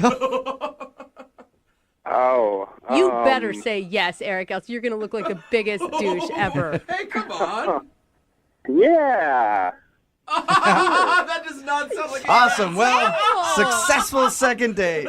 You didn't say yes just because you're on the radio, right? No. No. You can hear it. Yeah, Eric, if you've been my thinking about her gosh. for this long, who cares if she's got like 8 kids? One per year. I'll go out with her. Yeah. Yeah, it'll be fun. All I right. don't know what to believe. Well, we'll send you guys out on a second date. Rebecca, thank you for your time. Thanks. I look forward to meeting you again, Eric. Awesome. And we don't really have many details about that night. Both of them, it's kind of cloudy for both of them. So who knows? Maybe he could be the father of one of those kids. No. That did not happen. No. Brooke and Jubal's second date update. you go out on a date with someone and they end up blowing you off, don't try to get a hold of them. Have us do it for you. It's the best way to get things done. It's your second date update. Tina's on the phone right now. Hi, Tina. Hi. What's up? How are you? I'm good. Thanks for taking my call. Absolutely. Thank you for emailing us about a second date update. Now, your email was about a guy named Derek. Tell us about him. We went to dinner, and All it was really nice, and we talked and joked, and he was great. And I know you guys usually find out why the person's not calling. Right. Do you already know why he's not calling you back? I do know. Yeah. You do? What'd you do? What's the issue? I think he's embarrassed by something that happened after dinner. Uh-oh. What happened after dinner? We went back to his place, Okay. and we were making out on the couch, and he went. He Wait. what? He what? Went. Oh, Like he wow. finished? Done. Like, Oh, you finished! Oh my god! He was really Like that. excited. Oh my god! Dude, what did you do? wow. What did you say? There are so many I- things I want to say right now. I just, I could tell he was embarrassed, but... Yeah, I would be too. Were you guys naked at this point? I mean, was Oh, it... no. We had all our clothes on. You must be a really good kisser. Yeah, seriously. I think you're doing this just to be mean, just to pile on top of him. You're like, I don't even want a second date update. I just want the world to know what Derek did. So, have you tried to get a hold of Derek? I have tried and tried. The problem is every time he gets your text message, he can't reply. He's just too He excited. loses it. Guys, poor Derek. Okay, we're going to call Derek. So what do you want to say to Derek then? You want to tell him that, like, don't worry about what happened and you'd like to see him again still? Yes, absolutely. Things happen. We do things we get embarrassed about. It's All right. not a big deal. Okay. Jubal, do not make fun of Derek. I can't promise that. But we're going to call Derek right after this, okay, and see if he'll go out with you again. Okay, thank you. It's going to make his day. Guys. Hang on, okay? I remember when we broke up. Moving 92.5. Brooke and Jubal in the mornings. Second date update. All right, this is sure to be a great second part of the second date update. We've got Tina on the phone. Tina was hanging out with a guy named Derek. They went back to his place and were making out. And the best way I can describe it is that Derek crossed the finish line before the race even began. You guys, stop laughing. Would that be a good way to say it, Tina? Yes, I guess. Okay. And Tina knows why he didn't call her back because he's probably embarrassed. But Tina wants to let him know that she would like to see him again. Right. Has this ever happened to you before, Tina? No. Tina? Yes. We're going to call him right now, get him on the phone, and, ask him, I don't know. If he'll... Jubal? I usually say ask him, like, why he didn't get back to you, but we know why. So ask him if he'll... If he'll call me. Yeah, exactly. All right, I'm going to call him right now. It's funny, for his phone number, you just have to dial 3 numbers and it goes straight to him. Karma's going to get all of you soon. Hello? Hey, can I speak to Derek, please? This is he. Derek, what's up, bro? This is Jubal from Brooke and Jubal in the morning. I'm moving 92.5. How are you? I'm doing good. I'm doing good. Are you you asleep right now? Nah, I'm just trying to figure out who this is. You said Jubal? Yeah, Jubal from Moving 92.5. I'm calling you because I wanted to talk about someone that you know. Somebody I know. Mm-hmm. A girl named Tina. You went on a date with Tina a little while ago? Yeah, I did. Okay. Well, we do a thing on our show called the Second Date Update, where if someone goes on a date with someone, things don't go exactly as planned. She emailed us about you. About me? Yeah. She really enjoyed the date that you guys had gone on. She did. So did you, apparently. Really? Okay. Flag. Okay. She says that you guys met and you were having fun and everything else. You went to dinner and then you went back to her place and were making out. And the date ended prematurely for you. I mean, prematurely. I mean, what do you mean? Okay.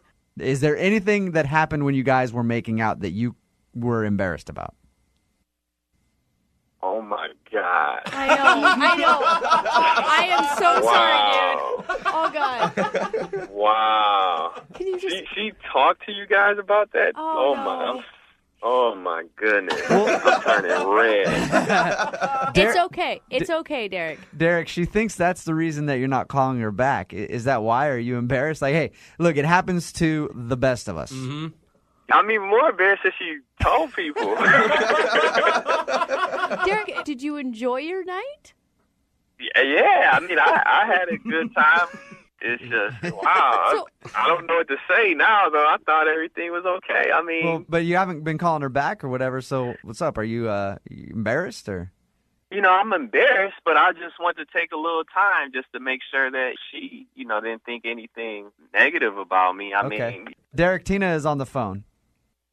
Hey, what's going on? I mean, wow, I didn't think you would tell everybody, our intimate, details.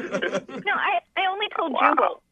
Yeah. Don't worry about it. It's just us talking right now. That would be the worst one. It was the first time in a while, I was actually being with somebody, and I think I just put the horse before the jockey. It happened. That's a good point. Derek, has this ever happened before? No, of course not. Yeah. Right, first time for everything. Thing. It's crazy. Normally, you can't ever. Tina, you tell Derek what a special person he is. Derek, I had a really great time. I did, and I would like to go out again. Okay. Derek, we'll pay for you guys to go on a second date. Do you want to go out on a second date with Tina? Well, we have to have a disclaimer this time that we don't speak about what we do after that. But I would assume we would have to, right? Yeah, you better go out with her. All the other girls in the city have heard this already, Derek. Right. Your options are very slim right now. I would go out with Tina again, yes. Okay. All right. Congratulations. Tina, he will go out with you again. So that's cool. Are you excited, Tina? I am. Thank you so much for helping. I would ask Derek the same thing, but I already know the answer. Oh, man. Brooke and Jubal in the morning. Brooke and Jubal's second date update. A lot of times in life, you get caught up in the moment, and then you do something. Later on, you think about it and you go, I'm a dumbass. I probably should not have done that. Nathan is on the phone with us right now for a second date update, and that's sort of what happened on his date. Nathan, how you doing? I'm doing all right, but you're exactly right. Thank you for your email. Appreciate it. We'll let you kind of explain the story of what happened. I thought it was hilarious, actually, just picturing what you said in your email. But first of all, how did you meet the girl that you want us to call today? Her name is Maggie? Yeah. Okay. How did you meet Maggie? I met her on OkCupid. I know, sometimes that's just people look at that as a hookup site, but I figured that she was worth, getting to know a little bit. All right. So normally you hook up with all the other girls that you meet, but this one was special. Yeah. You liked Maggie. How long you guys chatted for a couple weeks and then decided to go out? Yeah, we set up a date for a dinner date. And what'd you do at your dinner date? Where'd you go? We went to this really great restaurant that I wanted to try. It had just a great water view. Oh, fancy. I called ahead to let them know if I could reserve one of the best seats, with the best view right by the water. And they gave that to you? Yeah. Right. Do you have to drop a name or anything else? 'Cause next time, if you're having a problem with that, I will allow you to drop Jose's name. You can do that. Yeah, they will seat you by the back, by the kitchen. So you got the table that you wanted by the water. That's cool. Yeah. And you were still excited about this date because everything had panned out in person, right? She didn't turn out to be someone who, I don't know, looked more like Jabba the Hutt or something. No, exactly. She looked like her photo, which is rare. It's impressive, yeah. And how was dinner? Dinner was great. The conversation went well. The food was good. Tell us about the part that you think is the reason that you might not be getting a call back today. It's so embarrassing. And, again, I thought of this after the date. I was trying to figure out, just sort of playing it through in my head and realized that we're having conversation and, I'm looking at her and taking her in and sort of looking at her face. And I noticed, that's a good place to look. Yeah, exactly. And I noticed that her earlobes are really not, just are like sort of barely connected. You know, some people have those earlobes that are. Yeah, some people's earlobes go like straight into their cheek, yeah. and then the other Yeah. ones kind of have like a big lobe on it. It's Yeah. genetic. Yeah, exactly. And it's such a silly thing, but I was just caught up in it. And hers like really kind of dangle, you know, and she had kind of big earrings on, and I thought they were cute. It was just me like getting caught up in it, and we were talking, and I thought they were cute. And I reached across the table, and I played with her earlobes a little bit. Yeah, that is going to be so weird Nathan. on a first date, Nathan, to just like, while she's talking, were you guys touching it all before you played with her earlobe? Oh, okay. So that's what I wanted, and that's what I wanted to know, because when you put it in your email, I was like, okay, if they were holding hands or something before, maybe I could see it. But if she's just in mid-conversation and you slowly, this is how I picture it, Nathan, slowly reach across the table while gazing into her eye and then just start flicking her earlobe, that's going to be weird. It may have been even worse than that. I mean, it wasn't even like we were gazing. She was in the middle of a conversation. She was in the middle of telling me something. Poor man. What, did you caress them? I mean, what did you do with the earlobe? No, it wasn't a caress. It was more like, it was intriguing, like to see. Oh my God. What was her reaction? Like immediately? She flinched. I mean, it was it was inappropriate of me. Did she stop talking after that, or did she just like kind of look at you like, what did you just do? Yeah, she did kind of like can I help you kind of a thing. And then I just started talking, and I was, like you were saying, it was genetic, and I was saying, well, everyone in my family, ours are attached, and I just, you know. So you started talking about her earlobe after you played with it. Exactly. All right. You know what? I don't even know if there's a move you could have done to make that better. If you would have just been like, sorry, I thought you had nice lobes. Or you go, hey, this is why I did that. How did the rest of the evening go after that happened? I mean, that didn't seem to ruin anything. We continued on, but then looking back, you know, I asked her if she wanted dessert. This place they bring out a beautiful dessert selection you can pick from. And she was like, no, I'm not hungry, you know, so that's a sign. And then at the end of the date, I walked her to her door, and I would have wanted to go in for the kiss, and then it didn't feel right, so I gave her a hug. And You should have given her one last flick on the earlobe for the road. So you went in for a hug, and at the end of the night, did she say that she wanted to see you again? I said, I'd love to do something like this sometime, you know, can I give you a call? And she said, sure, but, you know, then I think it speaks more that I haven't been able to get in touch with her for the last 2 weeks. I've, you know, sent her a text here and there, and I haven't really. You haven't gotten anything back at all? Yeah. All right, well, we'll play a song, come back, call her, see if we can get her on the phone, see if we can get her to press those beautiful earlobes up to the phone and answer. And we'll get your second date update, okay? All right, thanks. All right, hang on. Moving 92.5. Brooke and Jubal in the mornings. Second date update. Hey, Nathan? Yeah. I think I figured out what the problem is with the date that you went on. Already? Nathan wants us to call this girl named Maggie on their date. Nathan got a little wrapped up in the moment, noticed her earlobes, and did something that he knows is weird. He reached over and started playing with her earlobe. and it set a really weird theme for the rest of the date because that's an awkward thing to do. But Nathan, I think I figured out the problem. It's not the fact that you played with her earlobe. It's the fact that you didn't play with her earlobe enough. Everybody in here knows, Nathan, as soon as you go for the ear on a lady, you got to go all the way. Yeah, right. You know what I mean by that, Nathan. Yeah, I didn't commit. Yeah, you didn't commit all the way. Did you only play with one side? Maybe you should have gone for two. Don't be a lobe tease. Yeah. Nobody likes a lobe tease. Very good point, Very Jose. All right, Nathan, we're about to give Maggie a call and see if the earlobe fiasco killed your chances at a second date. Are you ready? Yeah, I'm ready. Okay, I'm going to call her right now.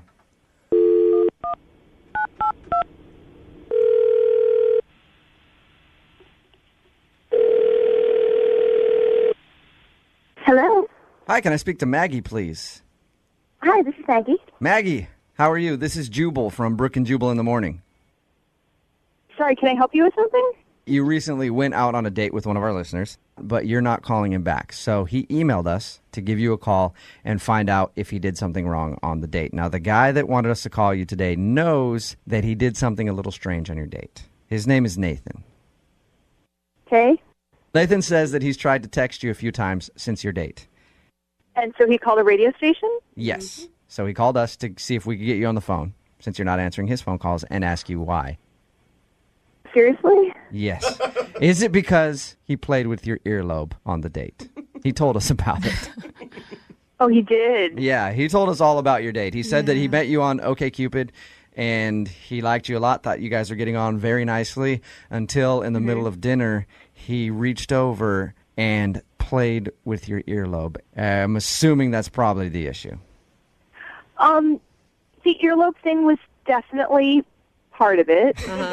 Part of it. That's not the entirety of it. Oh, no. Because as soon as, Maggie, if I was on a date with someone and they reached across and just started jiggling my earlobe back and forth while I was talking, if they were hot, there'd be a second date. But maybe it was hot. But most people would not want to call anybody back after that. I assumed that it was just the earlobe. What else did you not think was so great about Nathan? It seems like he's not somebody who goes out on dates a lot. Was he just really awkward, like the earlobe thing, and maybe The earlobe thing was a little inappropriate, but he also he kept making like really out of date pop culture references. Hey, there is nothing wrong with that. I'm gonna just jump in and defend it right now. Woo woo is fine. No, Brooke. That's not. What do you mean? What do you mean out of date pop culture references? Well, it kind of seemed like he went out and memorized a bunch of stuff that he thought would be like relevant to like have a conversation. Like at one point he was like, "Oh my gosh, did you hear that Katie Holmes broke up with Tom Cruise?" No, stop it. Did he really say that? Was he joking? That happened. He did, and I was like, yeah, that happened a while ago, and he's like, Yeah. "Oh, really?" Because it's so shocking. That's like something that happened like 10 years ago. It feels like. Yeah, and he made a reference at one point. He's like, "Oh my gosh, have you seen this new music video, Dogman Style?"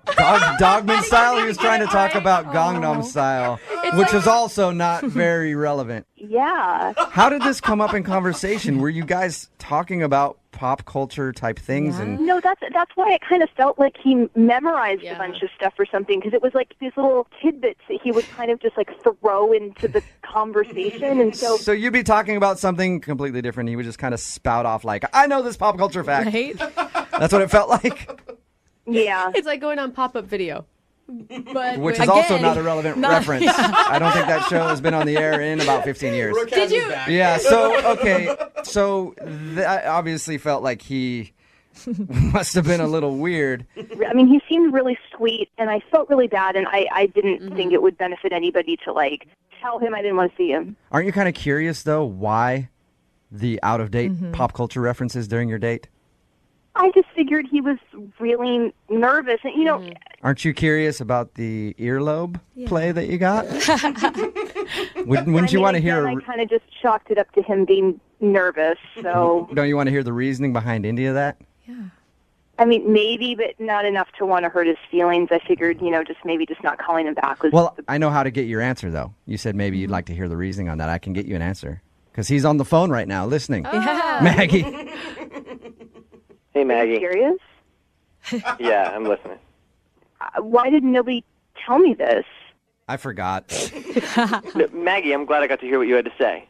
And I wanted to make a good impression, and I was nervous. I'm sorry I'm not, Mr. Pop Culture, but men and women like different things, and I have to admit I did a little online research before the date. Nathan, I don't think that she's Miss Pop Culture like you were thinking, okay? And men and women are different, that's true, but did you just start reading things online to... Well, I know that the video didn't just come out, but I don't know how you pronounce that word. I'm Gangnam sorry. Style. Yeah, all right, whatever it is, and it's still the most watched video on YouTube. It's true. It still is. So that's relatable. I was trying to, and Tom Cruise has a new movie coming out, and so all right, well, people like Tom Cruise movies. And But Nathan, don't you think she'd want to hear about your hobbies or talk about your interests? I mean, you're interesting people. You could talk about that. Aren't you supposed to relate to people? But again, but you just kind of like to see if you guys naturally get along. I have to say something really quickly. I mean, I'm actually a little offended that you think that all girls are just kind of really into pop culture, because I'm the kind of person that like to relax, I watch like documentaries and I go to artsy foreign films and stuff. And the fact that you would sort of assume that the way to all women's heart is by People magazine that actually is kind of offensive to me. I'm casting a broad net. We're just trying to find anything relatable. That wasn't casting a broad net. That was trying to impress me with a very limited frame of reference. Well, Maggie, at least he put effort into it. He tried, he read, he prepared. Like, girls are on guys a lot of times for not putting enough effort in. Well, but I would have preferred for him to put effort in getting to know me. I mean, I was asking him a lot of questions about him. You know, I didn't feel like I needed to go bone up on football and Playboy to impress him. Nice. Should have. But I wouldn't have been offended if we talked about who won the World Series 2 years ago. Or if you talked about Playboy the entire day. Nathan's like, why are you reading up on guy stuff, huh? Trying to. Who do you think you are? Look, Maggie, I was just nervous, all right? I would like to get to know you. And I would love if you made a suggestion for a second date, whatever kind of thing appeals to you. Beauty salon or whatever. I don't know. I mean, there's just... Truth be told, I might have just chalked the first one up to nerves and tried it again, but after this conversation, I really have no desire to. Really? But I think that everything Nathan has said to you is kind of nice. I mean, he did not apologize for the earlobe thing yet, but I guess that was not the biggest issue with you. I mean, it just sounds like Nathan was nervous. I think I was most nervous because we had such a good rapport back and forth to set the date up. You know, that's what got me nervous for the date is because I thought that was going so well. Okay. Maggie?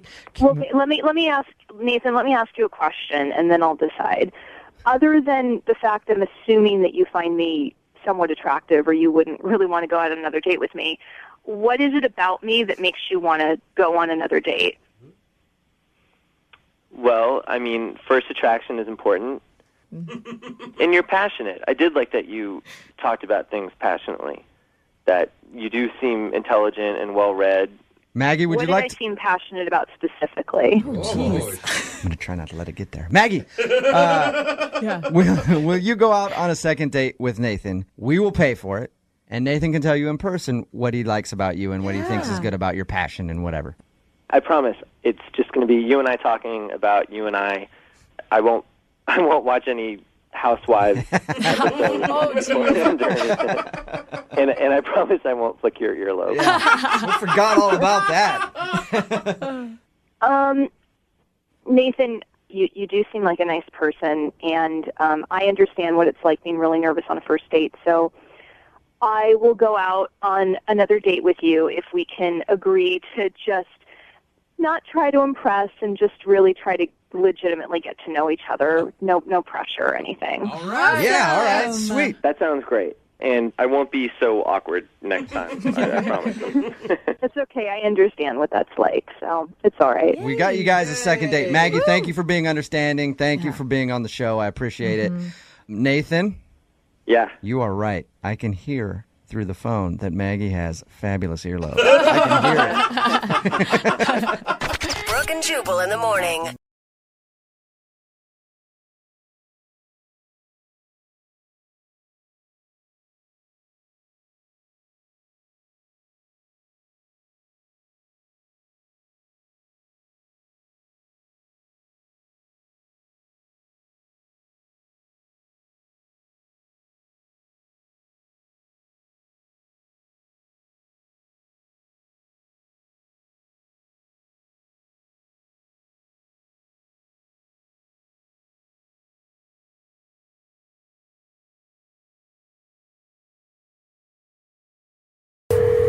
Brooke and Jubal's second date update. On the phone today, we got a guy named Paul who's not getting a call back after his date. And his email says that he took a woman to the zoo Oh, that's a cute date. for their date. Paul, before we get into the second date update, I just want to check with you. She's of age, correct? Oh, my God. Yeah. What's up, guys? Okay, I'm just making sure, Paul.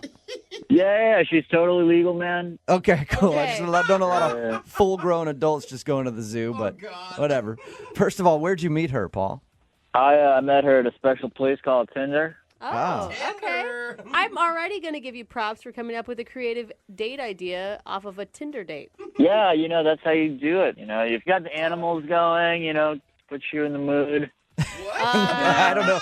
Okay, I now don't know this about all of that. took a dark turn. Yeah, you guys know what I mean. You know, animals. You got the monkey house. You got, sometimes you come across a couple bears and they're doing their thing, and you just kind of give them a little nudge and you just kind of, do a wink. And Throw a little wink to the bear, like, yeah, you know what I'm doing here, man. Come over here, smile for us. Maybe you can get me lucky later. So what was it like seeing your Tinder date for the first time? First good sign, right, is we meet up and she looks better than her pictures. Oh, cool. Because I've been on a couple of these things and, you come across and it's like they're either heavier or they got, like, bad hair, and it's kind of a bummer. Bad hair, huh? Guy. I like hair, it's long, it smells good, you can play with it. Right. I'm all about, it's the animal thing. I don't know. Okay, I'm scared to be with you at the zoo if I'm her. Yeah. Oh, no, you shouldn't be scared. It's all good. Okay. All right. Wait, You've convinced me. Did she seem pleasantly surprised by you when she first saw you? I think so. I try to keep an honest appearance on Tinder, The only thing I can maybe is so my friends call me Dumps. Dumps? Dumps? Yeah, Dumps. And I'm a sanitation man. Don't call me garbage man, sanitation man. Okay. All right. Sanitation Yeah. professional. So Dumps is your nickname? Yeah, Dumps is my nickname. I sometimes I'm like a little bit, I hope I didn't smell. I was working earlier, in the morning. So, but I think I was all good. That's the only thing I can really think of in terms of my appearance. Oh, dude. Oh, my God. I don't feel like you should be the judge on what you smell like. Yeah, you can't even smell it anymore. Right. I keep a lot of car air fresheners in my car, so, I All try right. to... So tell us about your date at the zoo. How was it? I mean, we had a really good time overall. What she wanted to see and what I wanted to see matched up pretty well. And I have like an odd taste, with animals. Like we went to the snake house. All right. So you like the snakes? Yeah, I like the snakes. She liked the snakes. Nice. That was fun. We slithered through there. Then we went over to the. You guys know those what are they called? The Chupacabra. The capybara. Oh, capybara. They're like the big rats. Those big rat things. Yeah. Well, I don't like to call them rats, but yeah. They're big and they're just weird and they're crawling around and I think she liked that one too. I think she was into it. All right, so you wowed her with your unusual animal choices at the zoo. Yeah, I was saving the big thing for last. We were gonna go see the sloth. Oh, I mean, who doesn't love the sloth? Dude, super cute. Right, they're so cute. And they're just chilling about, and they're furry and all that. And that was that was gonna be my big finish. That was your big dismount to the date. Go check out the sloth. Okay. But the thing is, we get there and they closed it off for for the next couple hours. And I tried talking to the guy that was because they closed it off. So I found this dude that was working there, and he said they're feeding them. Okay. Oh, that would have been so awesome to see. Exactly. That's what I was telling him, and, I got a little worked up probably. What do you mean worked up? Are you yelling at the dude because the sloth exhibit is closed? I don't know about yelling, but I definitely made him feel really bad for not letting us in. All right. So you were kind of being a jerk. It sounds like. Yeah. I mean, I thought I was being the good guy there because, I have a date with me. I even offered him some money. I thought we could get in there on the sly. Wow. Watch them feed. It's like you're at a fancy restaurant trying to get that window table. Yeah, exactly. But the guy was all not about that. He was like, he's gonna lose his job or something. I don't know, man. I think it's a big con. They lure you into these zoos, these sloths, and then they just break your heart. Yeah. I'm going to tell you right now that 99% sure that yelling at the sloth dude is probably the reason you're not getting a call back. Yeah, well, it's their fault, man. No matter what. I just think that I think we finished it off pretty well, though. We kind of gathered ourselves, and it was closing down, and she just didn't really seem like she wanted to be in the zoo anymore. I thought, all right, because the sloths were supposed to kind of chill us out. My plan was sloths, then go to my car, listen to some tunes, you know? Yeah, I see what you're saying. Like, you see all the other exciting stuff. You go chill with the sloth that mellows you out. You go back to your car, listen to some jazz or something. I don't know. Yeah, like roll the seats back a little bit, you know? Like, What?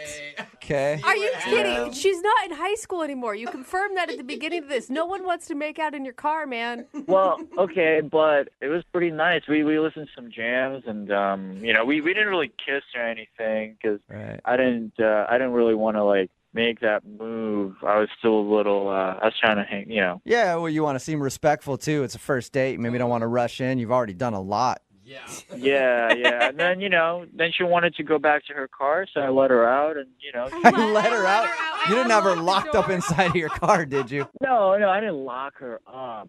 I mean, our doors were locked, but she could have left.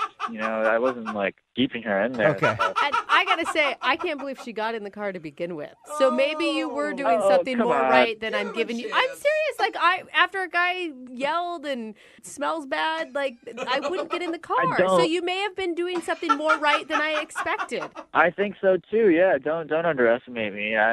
That's not my first rodeo. I have taken a girl to a rodeo before. That was very good. All right, well, we'll maybe get into that another time. But right now, let's handle this date, okay? What's her name? Her name's Heather. Heather. Okay, we'll play a song, come back, and call Heather and get your second date update, all right? All right. All right, man, hang Thank you. Moving 92.5. Brooke and Jubal in the mornings. Second date update. If you're just joining us for today's second date update, Dumps is on the phone with us. His real name is Paul. His nickname is Dumps because he works sanitation. And he's not getting a call back today from a girl named Heather who he took to the zoo. Now, in the interest of saving time, I won't go over the list of things he thinks went wrong on his date because there's a lot to it. Am I right, Dumps? I mean, two things we nailed down, but yeah. Two things nailed down. I mean, I know that I probably should not have yelled at the sloth guy. Yeah, if you missed it. One thing on Paul's date, he got very upset because the sloth exhibit was closed, so he caused a scene by arguing with one of the employees and trying to get it opened back up so he could show his date the sloth. I thought it would have been classy, but see that. I agree. A sloth is a classy animal, and it would have been nice for you to share that with her. Yeah. Did she want to see the sloth, or did you?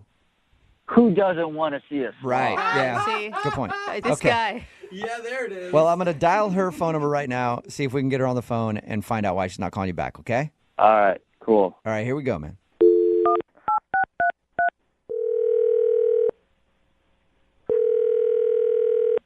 Hello? Hi, can I speak to Heather, please? Yes, this is me. Hey, Heather, how are you? This is Jubal from Brooke and Jubal in the morning. Oh, my God. What's up? So you listen. Is this about dumps?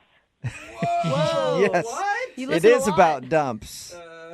I had a feeling you guys would be calling, considering he told me that if I didn't answer his text messages, he was going to contact you guys. Shut Oh, up. wow, are you serious? He threatened a second date update on you? That's a first. Oh, yeah, absolutely. All right, well, then I guess you were prepared for this phone call. Wow. Yeah. We talked to Dumps a little bit about your date, and yeah, he's wondering why you don't want to see him again. I mean, where do you want me to begin? Yeah. I'm assuming. Let's start here. What has he told you? Well, he told us that you guys met on Tinder and that he took you to the zoo. Yeah, that was the only good part of the date. That was it? Like going to the zoo, or just the idea of going to the zoo? No, I liked the idea of going to the zoo, but I mean, did he tell you his fascination with snakes? Mm-hmm. He told us that he liked the snakes a lot, yeah. I mean, it sounds like he likes every animal at the zoo. Really. Well, I mean, specifically with the snakes, other than the awkward jokes he kept making about the sizes of snakes, he was banging on glass, yelling, "Wake up, snake!" Yeah.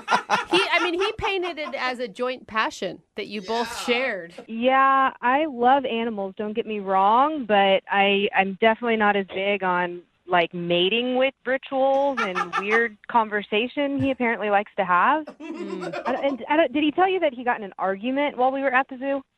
Yeah. He told us that you guys went to the sloth exhibit and it wasn't open, and so he complained and maybe made a scene. Maybe made a scene. Yeah. Yeah. He threatened to fight the guy. What? Really? Because they closed down the exhibit for the sloths? Yes, and it wasn't like it was closed for the rest of the night. I mean, it was just simply closed for that time period, and he threatened to fight him. I mean, I walked away. Yeah, I don't blame you. But, I mean, here's the thing for me. Like, that sounds awful, but then he said that you got into his car and listened to music with him. I met him there, and I had to park pretty far away because it was crowded. So the only reason I got in his car is because he offered to take me to my car, and it was late at night. It was dark outside. Oh, all right. So you weren't like, hey, mister, let's sit in your car for a little while. I'd love that. No, I had no idea that getting a ride to my car was going to entail sitting in his car while he awkwardly played what he called chill music. I'm guessing it wasn't chill by your description? Absolutely not. I mean, I don't even know what to call it. I don't know. He asked me if I wanted to hear the greatest hits, and then he put on his own band. Whoa, he has a band too? He didn't tell us that. Well, yeah, he said they were taking a hiatus, but this supposedly was his greatest hit. Oh, he's got a band that already has a greatest hits album. Compilation album. Yeah. Apparently. How would you describe his music? Just wondering. Honestly, I'd probably compare his band to that of his nickname and job. Dumps? Oh, just garbage. Just bad, huh? Mm-hmm. Yeah, to be honest, I really couldn't wait to get out of there. It was the worst date I've ever had. Wow. The But- worst date ever. Yeah. Number one. But memorable. Oh, it's definitely a story for the book. Hey, Heather, I bet you he'd be excited to know that he left a mark in your dating life because he's actually on the other line listening right now and wants to talk to you. I had a feeling that's how this was going to Hey, go. Heather. What's up, baby? Baby. Dumps, why are you doing this? Because I told you that if you don't get back to me, I would have to bring in some reinforcements to help me out here. Because what's up? I thought we had a good time. Normal people don't do that. Yes, they do. There's a lot of normal people that do this. Yeah, There was a reason I wasn't replying. You knew this. Well- You knew our date did not go well. I thought it went really well. And a lot of what you're telling me has been a surprise because, first of all, I thought my jokes were hilarious. You were laughing at them. You kept winking at me after every joke. Well, yeah, I winked at you so you know when the joke's done, so you know when to laugh. I was making it easier for you. Honestly, your jokes were painful. Well, that hurts. I'll say that. All right, so she didn't like your sense of humor, Dumps. But what about, I thought I proved myself out there for you. I thought you'd be proud of me standing up for you, trying to see the sloths. I know you love sloths. Because you threatened to beat up a zookeeper, you want me to be proud of you? I'd beat up any zookeeper for you, Heather. No. He was doing his job. He was feeding the animals. That's normal. And I was doing my job of trying to get you into the sloth cage. And you love the sloth. I don't care. It's just a sloth. What do you mean it's just a sloth? Like when we first got there, you kept talking about the sloth. In the snake cage, you were talking about the sloth. In the capybara, you were talking about the sloth. No, I wasn't. Just drop the sloth, okay? Stop talking about sloth. But they're so damn cute. It is true, Heather. But Dubs, I feel like you're not listening to anything she's saying. Like you're arguing every point of how miserable she was. She knows how she feels. Yeah. Look, guys, she's just lying to you. She loved the sloth, or she would have loved the sloth, but she's just in denial about it. The date was a disaster. Nobody is lying. I am trying to be honest with you. Whatever, Heather. I promise you, if you go on another date with me, I'm going to get us into the sloth cage. Wow. Heather, what do you think about that? Would you like a second date with Paul? We'll pay for it. Hey, We'll man. pay for your entry into the zoo. Maybe you can see the sloths this time. It's going to be hard to turn down. No, I don't want to see dumps. I don't want to see sloths. I don't want to go to the zoo. I'm sorry. What about the aquarium? Don't. But the aquarium. Heather, that's on the table now, too, the aquarium. Sea otters? No, Double thank date. you. Dude, Heather's going to be the only person on the planet after all this that hates sloths. Are we done here? I'm sorry. This has just been a huge waste of time for me. Yeah, we're done. I'm sorry, Dumps. No date. Oh, it's all right, man. I mean, this is just gonna fuel my music. That's really where my heart's at right now. All right. Hey, Yeah. you know what, dude? Send me a demo of the music you were showing her. I can put it on the radio. I'll give it to my program director here, and then I'll actually give you his cell phone number, and you can call him about your music. Such an a-hole. Thank you. No problem. Man, it has real good, like, Icelandic vibe, you know? Yeah, All that's what we're right. looking for. Brooke and Jubal in the morning. Text in at 78592 that says, where do these women meet these creepy dudes? I don't know if he's that creepy. I'm talking about today's second date update, but definitely he's an eccentric dude. Interesting. I would call him dumb. In case you missed it. Paul wanted to call a girl named Heather. Paul goes by the nickname Dumps because he works in sanitation. That's what his buddies call him. They went to the zoo, and he was curious why she wasn't calling back. When they were at the zoo, he actually attempted to fight one of the employees because the sloth was feeding at the time they went to go check out the sloth, and it was really important to him that they see the sloth. Actually, he thought it was really important to her, but it wasn't that important. And then they ended the date by sitting in his car and listening to music from his own band. Yeah. Even though she didn't even want to be sitting in his car, he was like, I'll give you a ride to your car since you're on the other side of the parking lot. And they just sat there Now that you're here. listening to his music. So, yeah, she just thought Dumps was an all-around weird guy and didn't want to go out with him again. I do like that he thought that the zookeeper would be like, oh, you're on a first date and you're upset about the sloth exhibit? Yeah. Let me hold off on their feeding for you. Yeah, my bad. Yeah. You just threatened to punch me? Oh, come see all the sloths. You guys want behind to come the back here? scenes. Yeah, you can feed the sloth if you want. Remember, if you want to do a second date update, all you have to do is email the show, and we will call the person who didn't call you back. Brooke and Jubal's second date update. There are a lot of inopportune times that you could lock your keys in your car, like, I don't know, a first date. Oh, that no. could suck. Oh, God, I hope you have AAA. It's Brooke and Jubal in the morning on Moving 92.5. Kaylee is on the phone with us right now. Kaylee emailed us about a date she went on with Dave. Apparently, at some point in the date, he locked his keys in the car. Yes, it was a little bit disappointing, but yeah. All right, tell us about that in a second. But first of all, what were you guys supposed to do? How'd you meet Dave? Dave and I got set up through mutual friends, and we talked on the phone for a little bit first, and I felt like we really hit it off. We had a really good conversation, and he seemed like a really nice guy. And then he invited me for our first date. He said, I know this is a little weird, but I have this work event coming up where I'm being honored for being top salesman or something. That is a smart move. Yeah. Really? Hey, I'm getting an award. Come check me out. Come check out how awesome I am. That's a great idea for a first date. Are you kidding me? No, that's a lot of pressure because that means you have to meet all the coworkers. And how does he introduce you? As a date? That's not that really that stressful. Meeting coworkers is not like family. You know what I mean? I don't know, dude. Like, I it's just wouldn't like- introduce any of you to a first date. We're a little different coworkers than normal, I think. Anyway, so you went to this event with him. Yeah, it was really nice. So he said, dress up. It's a really formal event. And I thought it would be really fun because I hadn't been to an event like that in a really long time. And Watch your new man win an award. Okay. Yeah. Now you're Your email said that you didn't even make it to the event, though, because he locked his keys in his car.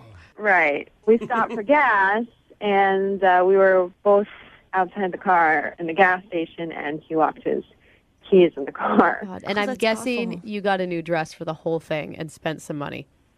I did. And so he called AAA, but they said it was going to be over an hour for them to get there, so we were going to miss the event. But, he was actually pretty sweet about it because he suggested, well, why don't we just have our date here? At the gas station. Yeah, go in there and grab some beef sticks and some of those bomb burritos. Oh, Britney Spears is so jealous right now. Yeah. Cheetos. That's actually a really cute story. I mean, if you guys were to continue to date. Yeah, well, that's what I thought. I mean, it was a fun little story. I mean, it was a little weird because we were all dressed up and we were eating hot dogs at the gas station. But we had I thought it was pretty cute, actually.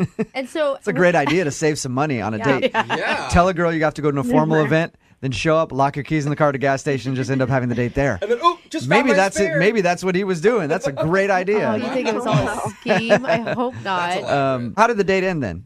We missed the event, so after Guy got there with the keys and everything, he gave me a kiss on the cheek, and he said, let's do this again next week, and let's have a real date this time. Sorry about everything. And I told him it was okay, and that I was looking forward to going out with him again, and that was it. And you haven't heard anything from him?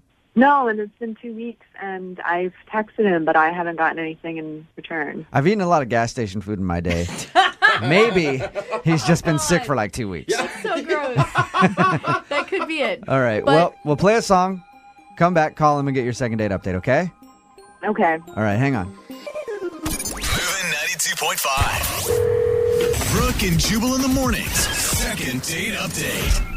I was going to say it again. I think that my theory is correct. Oh, no. Dave took Kaylee out on a date, said it was for a formal event where he was being honored as one of the top salesmen in his company, then took her to the gas station, conveniently locked his keys in the car, and then had a impromptu gas station date. No way. It's a great way to not spend a lot of money and make it seem like you're awesome. She also has a lot of selection. You have to spend the money to get the keys out of the car. It doesn't cost that much at AAA if you have it, which is a monthly thing. Kaylee, what do you have to say about this before we call him? Do you think there's any weight to what Jubal's theory is? No. I don't know.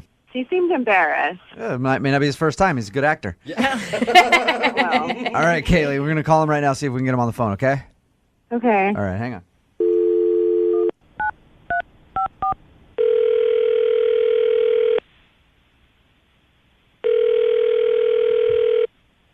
Hello? Is David there? Yeah, this is Dave. Hey, Dave, what's up? This is Jubal from Brooke and Jubal in the morning. I'm moving 92.5. How are you? I'm good. Who is this? Jubal from Brooke and Jubal in the morning on the radio station Moving 92.5. Okay. Somebody recently went on a date with you and is wondering why you're not returning her phone calls. So somebody gave out my personal information to you guys? Yes, just the phone number. I don't know anything else about you other than that. It's a girl named Kaylee. Do you remember going out on a date with Kaylee? You locked your keys in your car and then spent it at the gas station with her? Yeah. The date really didn't turn out as I was kind of hoping and planning for. What? What does that exactly mean? Man, Do you just mean like you were taking it as a bad sign that all these bad things were happening on the first date? no, I mean, like, I actually locked the keys in the car on purpose. Oh my gosh, you did not! You did. Dirty dog. I hate when Jubal's right. I hate that so much. Okay, so why did you lock the keys in the car on purpose? Well, it was my big night, getting honored with this huge award. You know what I mean? I just wanted to impress my boss. I wanted everybody to see me with somebody really, really hot. Yeah. And my buddy sent me a picture of this girl who was, like, really, really attractive, okay? Okay. But then I go to pick up Kaylee, but then this girl walks out to my car, and it's obviously not the girl in the picture. What do you? How, like, totally different girl, or she just looks different from her picture? It's not the same girl. Like, it's not like it was an old photo or anything. This is not the same girl as the text picture that my buddy sent me. This is like, I don't want to say like night and day, but it was different. You know? So you're not saying that Kaylee was a disappointment when you went to pick her up. Like, you're saying she was completely another person. Like, you called the wrong girl? No, it was like 20 minutes later, because I told my buddy when I was picking her up and everything, I got a text from him, and he's like, ha, ha, ha, ha. Your friend was screwing with you. You guys are so mean. That's part of your big night, pal. So you hit this girl at a gas station? You called your buddy and were like, hey, I need a really hot chick for this event. And he's like, I got somebody perfect for you. Found a picture online probably, sent it to you, and then hooked you up with Kaylee. Yeah, I mean, it was like a bad situation for me. So you locking your keys in your car at the gas station was just an excuse to not go to your work function? Oh. I panicked. I pulled the emergency cord. I pulled over to this gas station, and I was just like, oh, man. And I, like, locked my keys in the car, and I was just like, oh, you know, and I just, like, acted it out, and I, like, waited an hour to call AAA just to make sure we would never get there. That Do not laugh at this. You were such an ass. I can't believe you did that. Wait, what? Dave, that's Kaylee. She's on the phone and just heard everything you said. I have never been so insulted in my life. You are son of a you. Wait, what? Yeah, hi, this is Kaylee. I heard What are you that talking- on radio. You didn't tell me Kaylee's going to be on the phone. You didn't tell me that. You can't do that. Oh, come on. well, This is the radio. I obviously called them. You told I had a really good time with you. No, look, Kaylee, this is like a really, really bad situation. This is coming off the completely wrong way. I mean, it was just a really bad... Well, I'm just like a joke. I'm just like a joke to you and your friends. You think it is so hilarious. maybe it wasn't because, like, he's saying that you're not attractive, Kaylee. He said that you were different than what he expected. Well, what does that mean? He had to lock his keys in his car because I'm so hideous and he couldn't bring me to work? I still And can't Kaylee, believe it. he can't be the best looking thing on the planet either. No! Oh my God, are you kidding me? Oh! All right. I like him because I thought he had a good personality, Okay. but he is not hot. Dude, that is fair. And he's an ugly person inside. It was his big night. Where is your remorse? Are you going to apologize? Just wait for a second, and you know what? Put yourself in my shoes. Think how I was feeling at that time. I mean, this was like my big day. I mean, Oh my God, You're gonna no. ruin my I big have day. no sympathy for you at all. Dave, how are you not? I still don't get it. You have had so many opportunities to apologize to this woman. I'm not saying I didn't act dumb. I mean, I acted stupidly. Yeah, I panicked. I'm just saying I'm not the one who did this on purpose. I didn't try it's to not do your this. fault. That's true. Hey, you know what? It's true. He didn't use her as a Yeah. pawn. His friend did. Yeah, he just had to And hide her at a gas Kaylee- station and well, feed her hot dogs. He didn't want to take her because he wanted to take somebody else. He was expecting He thought he someone was else. picking somebody else up. Dude, that's not cool. That's understandable. Hey, you know what? Then would have been cool if he said, "You know what? My friend clearly pranked me. You're the wrong person. I don't want to go out with you. Yeah, you could be honest. Go back to the house." Instead, he still created an evening for her, and she said she had a good time. After all of those horrible things he said, he has not said "I'm sorry" once to Kaylee. Who's He's not the one who used her. Yeah, I don't. And he's the victim of a horrible prank. I think we're forgetting that right now. Horrible. Dave, I'm sorry you were pranked. You apologize to him. Hey, at this point, I'd like to ask you guys if you'll go out on a second date. Dave, we will pay for you to go out with Kaylee again. I'm going to go ahead and guess, Kaylee, you're not interested in a second date? No. Amen. Dave, is there any way you want to save this and try to go out with Kaylee again? I would say yeah. I would like to go on a second date with Kaylee. Yeah, I think she's a okay. sweet girl. Okay. He's a good Yeah, guy. And I would like to show how sorry I am. Uh-huh.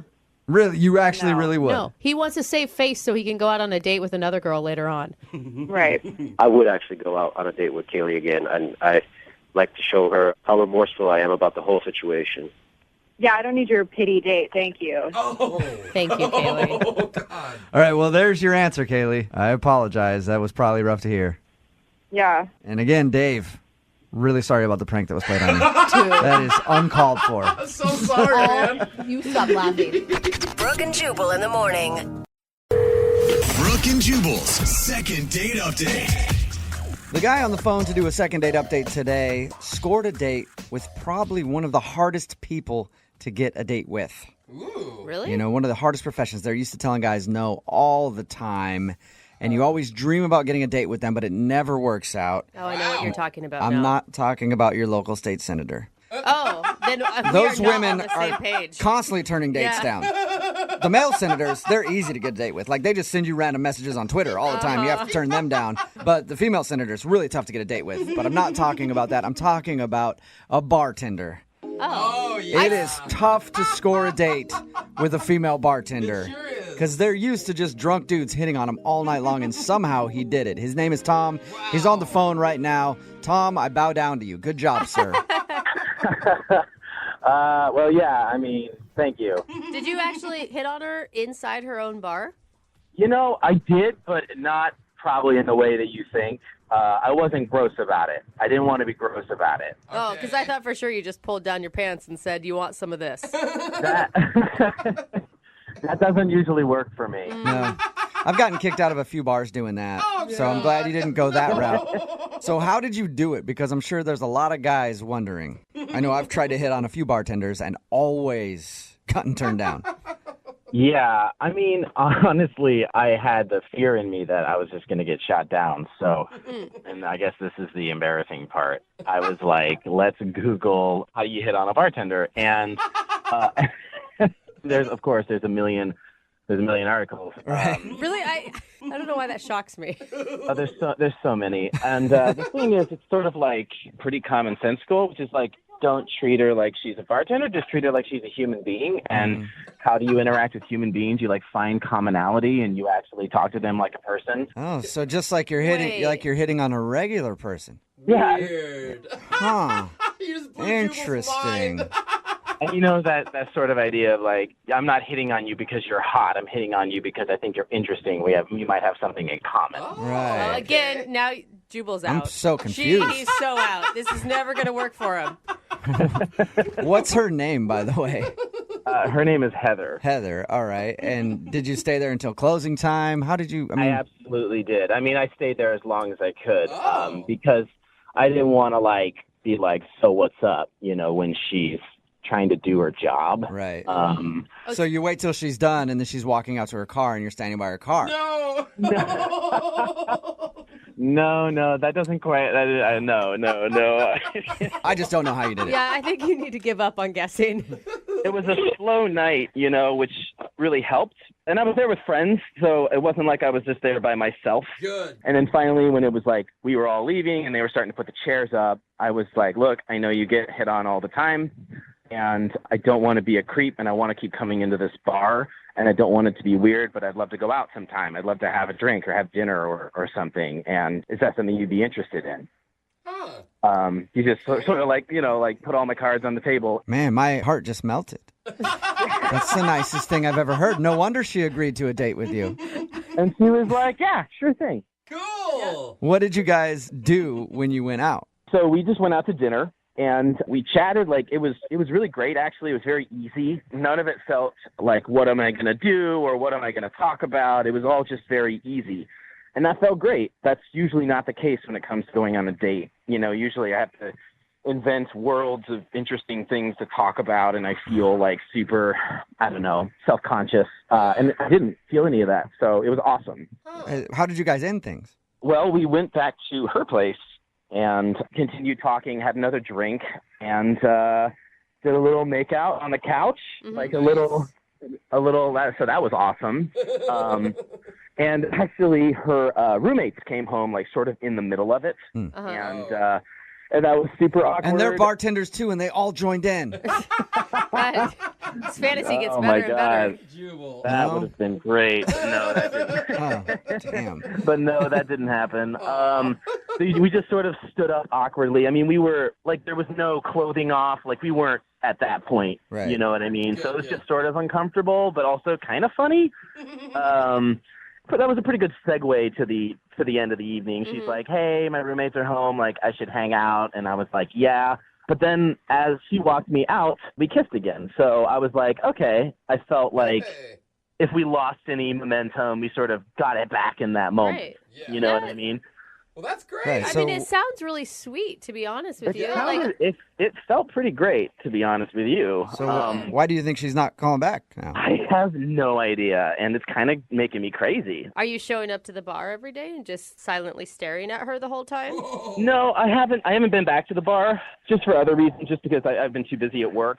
But I also didn't want to like show up and be like, hey. Creepy. Yeah. So I don't know. Like, I didn't want to mess up my relationship to that bar either. And so now I'm worried, like, I don't know how many things I've messed up or if I've messed up anything. Like, she's a super cool person. Like, maybe she's just going out with somebody else. Okay. You know, and it could be totally fine. It's the not knowing part. It's really hard. How long has it been? It's been a little bit over a week. Okay. Right. You sound so normal and nice and respectful. Oh, thanks, guys. I feel like there's something that we're not getting. Like wrong with it? Yeah, I don't know. All right. Well, we'll figure it out. We'll play a song, come back, call her, and get your second date update, all right? That sounds great. Thank you. Yeah, man. Hold on. Moving 92.5. Brooke and Jubal in the mornings. Second date update. If you're just tuning in for today's second date update, Tom is on the phone, and he wants to call a girl named Heather. Tom did something that men have been trying to do for a long time. It's an age-old tradition. You saunter into the bar after a long day at work, and you pull up your stool and you take off your hat and say, "Howdy, miss.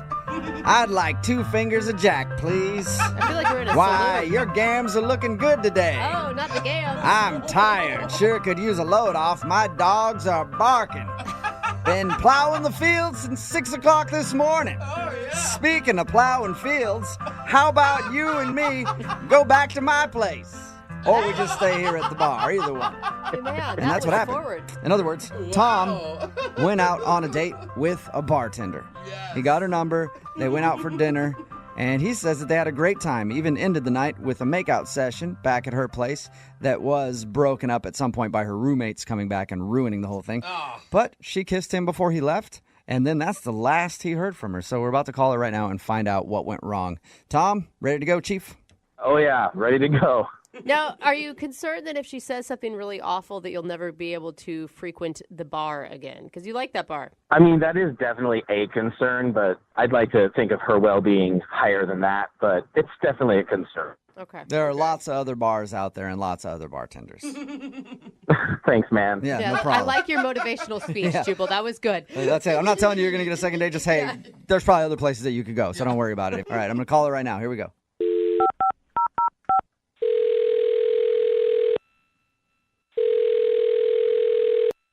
Hello.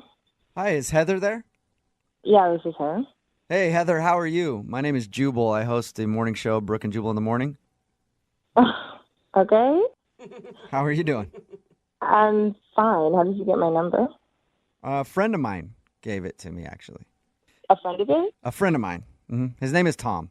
And you guys recently went out on a date. Tom gave you my number? Yeah. What the Why the hell would Tom give you my number? Well, we do a segment on our show called The Second Date Update. So Tom emailed us and told us about your date. And then... Oh, okay. He told you about our date. Yes, he did. And then he also said that he's confused why you're not getting back to him because he'd like to see you again. That's bullshit. I don't understand what the hell he's thinking. I am confused by your reaction. I think he didn't want to call you and ask because you've already proven that you don't want to talk to him because he's tried, I guess. Yeah. So he thought maybe we could get you on the phone and be successful. Oh, he's... okay. He sounded really nice. He sounded nice? Yeah, I thought he was nice too until I found out who he really is. Whoa. He was acting like a f***ing ass. I mean, I don't know if he told you the whole story. He said that you guys made out at the end of the night and you even kissed him again to tell him goodbye. That was the biggest regret of my life. I swear to God, making out with that ass. Wow, really? What did he do? Because he sounded nice and he didn't mention anything about being a jerk on your date. Yeah. Well, obviously, he didn't give you the full story, but this is what actually happened. The night went great. As far as I knew, I was going to hang out with him probably the next day. But a couple days later, I went out with my friend back to that same restaurant that he took me to, which was amazing, by the way. Wait, hold on. You went back to the same restaurant after going out on a date with Tom? Right. Okay. So I went and we sat down. And this other random server came up to our table, and she looks at me and she goes, "Hey, would you mind having your brother give me a call sometime soon?" Wait, what brother? Did you? That's what I said. I don't have a brother. I don't know what she's talking about. I've never been to that restaurant before other than with Tom. And Tom is not your brother. Obviously, Tom is not my brother. Right. So was she talking about Tom? I mean, I wasn't sure at the time what she was talking about, but she brings up seeing me a week and some days ago with some guy, my brother, I guess, and she talks about how she met Tom when he went out for a cigarette. Apparently, there's a spot in the back where all of the servers take their smoke break, and he was out there having a cigarette, and they started talking. And she said that they had made out, and clearly they had some sort of a connection because she was pretty upset that he hadn't contacted her about it, and he said none of this to me. So wait, when did they make out, though? Like in the back alley while they're smoking or later on? I don't know. I wasn't there. I couldn't tell you when they made out, but obviously, I don't know this chick from a hole in the wall, and she claims that he was my brother, so clearly there must have been enough going on between them for her to assume that. That is I can understand why you think he's kind of a jerk then. No, he's more than a jerk. He's a f***ing asshole and a pig. The only reason why I didn't sleep with him is because my roommates came home. I was going to call him later, and then I find out when I went to the restaurant again that he actually was cheating on me. Like, what the hell? Well, I don't know if you can call it cheating because you guys aren't really together. I mean, I get it. It's low. Right. Cheating might not be the word, but it's the lowest blow, and it's a disgusting move, and I would never want to be with a person who claims that it's okay to be with more than one chick in one night. Oh, man. I like Well, you. Heather, I mean, every side has two stories. Would you like to hear Tom's side of the story? No, I actually don't want to hear his side of the story. I actually don't even have time to be talking to you guys right now, but thanks for giving me a ring. Why don't you tell him to never contact me Well, again? how about you tell him? Because he's actually on the other line listening and wants to talk to you. Are you kidding me right now? No, I'm not. So he's been on the line he's heard this entire thing? Yeah, you can say hi to him if you want. Let me talk to him. Tom? Listen, Hi. I'm so sorry. I'm so Yeah, sorry. you should be sorry. You're a f***ing pig. That's the grossest thing I have ever experienced. And thankfully, I'm all right, but you really need some f***ing help. Tom hung up. He did? Heather, So he Heather, is Tom, guilty. I thought for sure. He knew it was Tom hung up the phone on us. Yeah, he's a f***ing p***. Of course he hung up the phone on you. Oh, my God. I want to, Heather, I know you said you were busy, but can I try to call him back? I want to You talk can to do him. whatever you want. I don't care. I'll let you yell at him. He's obviously guilty if he hung up. If Right? he wasn't so two-faced, right? So if he didn't paint such a picture of such a nice, I don't know what happened. I'm going to try to call him back and see if he'll answer. Oh, my God. Hey, listen, man. I don't know what else I can say. I don't know what I can say. Hey, about Tom, this. This hang is on. all- Tom, Heather's gone. We let her go. Okay, so she's not going to yell at you. All right? Were you that scared of her? It's not that I'm scared of her. It's that I just feel like a complete creepazoid. What do I say to her? Is what she said true? Yeah, it's true. What, dude? What the hell, So what Tom? did- Why would you call us and not know what was going on? Well, I don't know. I mean, I went out for a cigarette break, and I don't know. I didn't think that date one was like we're exclusive. I don't know. It was stupid. It was really dumb. Like, And you told the waitress that she was your sister? yeah. Oh, man. Tom. I just didn't. I mean, honestly, I didn't know she'd ever find out about it. It was dumb. Man. Like, Tom, what about the makeout thing that she was talking about? Did you do that while you were out on the date? Yeah. did I make out with the girl while I was out on the date? Yeah, like in the alley. Yeah, I did. I was. We actually did a little bit more than make out. I'm right here, Tom. Are you kidding me right now? This is unbelievable. Man, you guys said that she was not on the phone. Yeah. Sorry about that. God, we I lied. It's a lot of liars. Heather, we weren't exclusive. I wasn't planning on it happening. Yeah, that's I'm fine. so I don't sorry. care. I don't care if we were exclusive or not, but it's called human decency to not hook up with two women within 2 hours from each other. That's all I'm saying. And how the hell did you get that done in 5 minutes in an alleyway? That's a long time. You're right. That is a long time.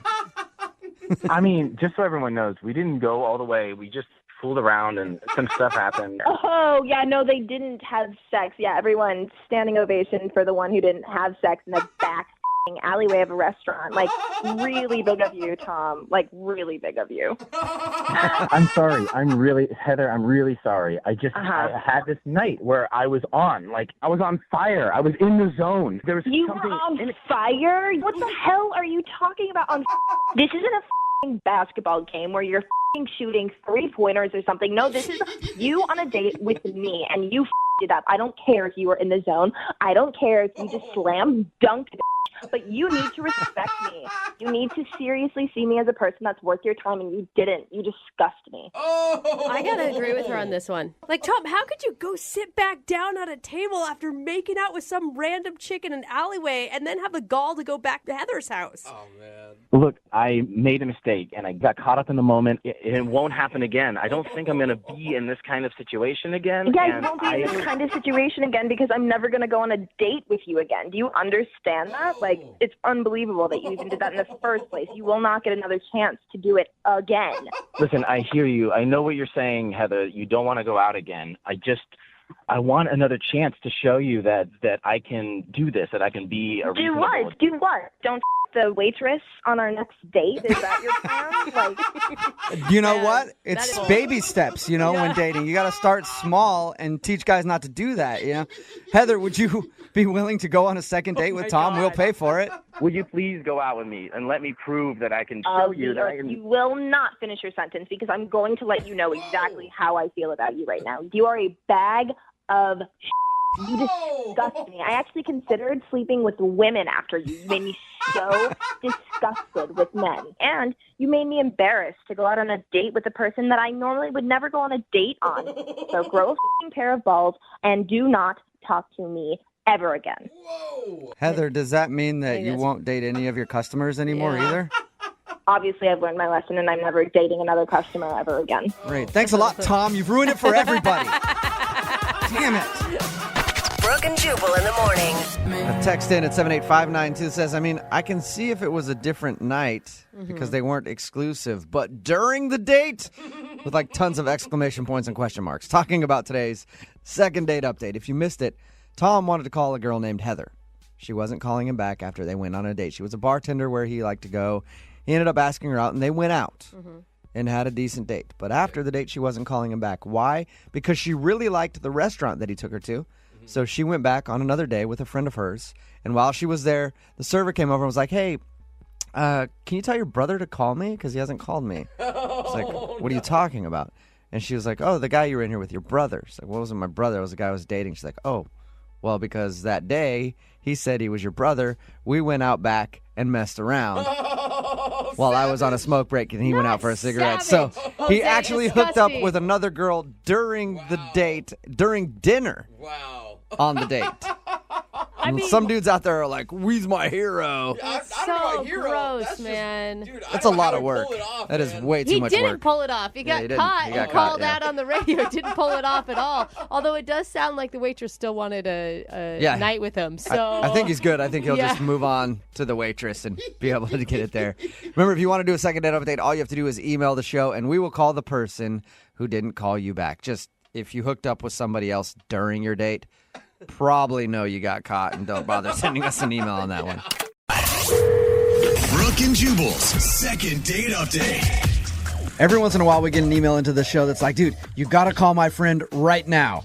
Because they're in a weird situation. We just got one of those from a guy named Brent. He emailed us and said we had to call his good friend Derek immediately because he has a second date update. Derek, what's up, man? Hey, what's going on? Well, I'm not going to tell everybody your issue that Brent said in the email, but what is your issue right now? Gosh, where do I start with this? I'm sitting here at this girl's apartment. I went on a date with her last night, and everything went great. She's really cool, and I ended up spending the night, but I'm kind of stuck here right now because she left early this morning. I think she went to work, and she told me to hang around and to wait for a package or something. So there's a really important package. Please hang around. And so I've been waiting, but it's been I'm like almost 4 hours now. And Derek, why don't you just... I'm sitting here in this apartment just kind of like I already took out the trash. You're just hanging out in her apartment waiting for a package. Why don't you leave? You don't know her that well. No, well, she was really adamant about this. It was important, and I told her I'd do it. And I only met this girl last night. I met her online. It was our first date last night, and I don't want to blow it. She's a cool girl. So there's no other weird things that are. I'm just worried a little bit about you. Yeah, have you had a chance to go through all her stuff yet? Check out her medicine cabinets. Well, he's got 4 hours to kill, dude. Yeah, I had to get the lay of the land. You know what I mean? So, and 4 hours. I've been looking around. She's kind of messy. I will say that. But I've been cleaning up. Have you tried to call her and be like, hey, no package yet. It's been 4 hours. Yeah, I've called her, texted her, left her voicemail after voicemail.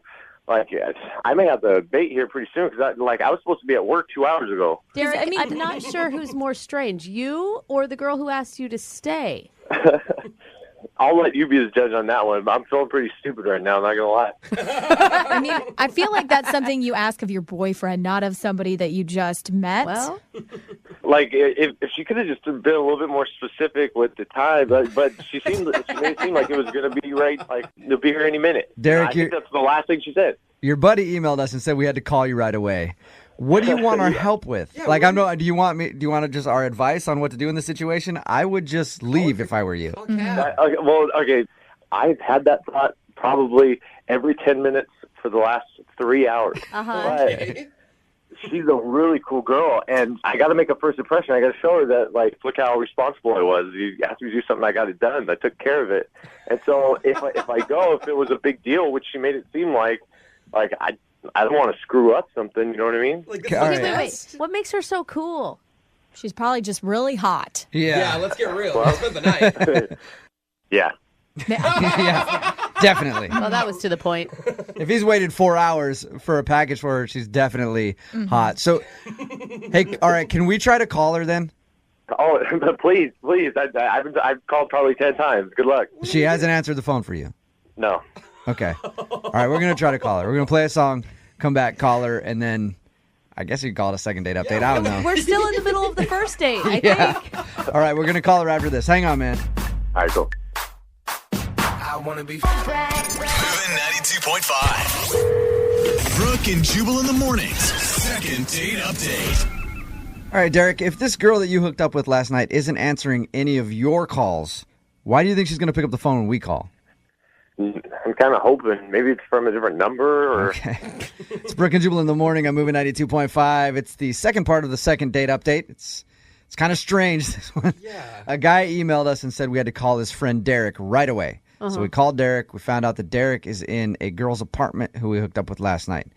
He's been there for 4 hours waiting for a package because she said, I need you to be there when this package, please. It's very important. Just wait here. He's been trying to get a hold of her because he's like, you said you were late for work, right?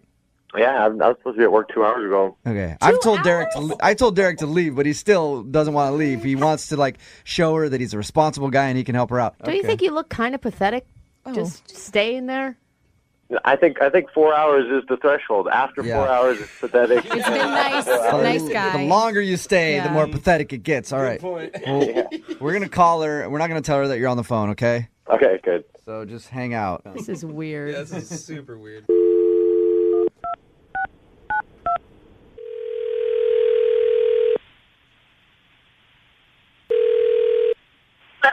Hey, is this Alyssa?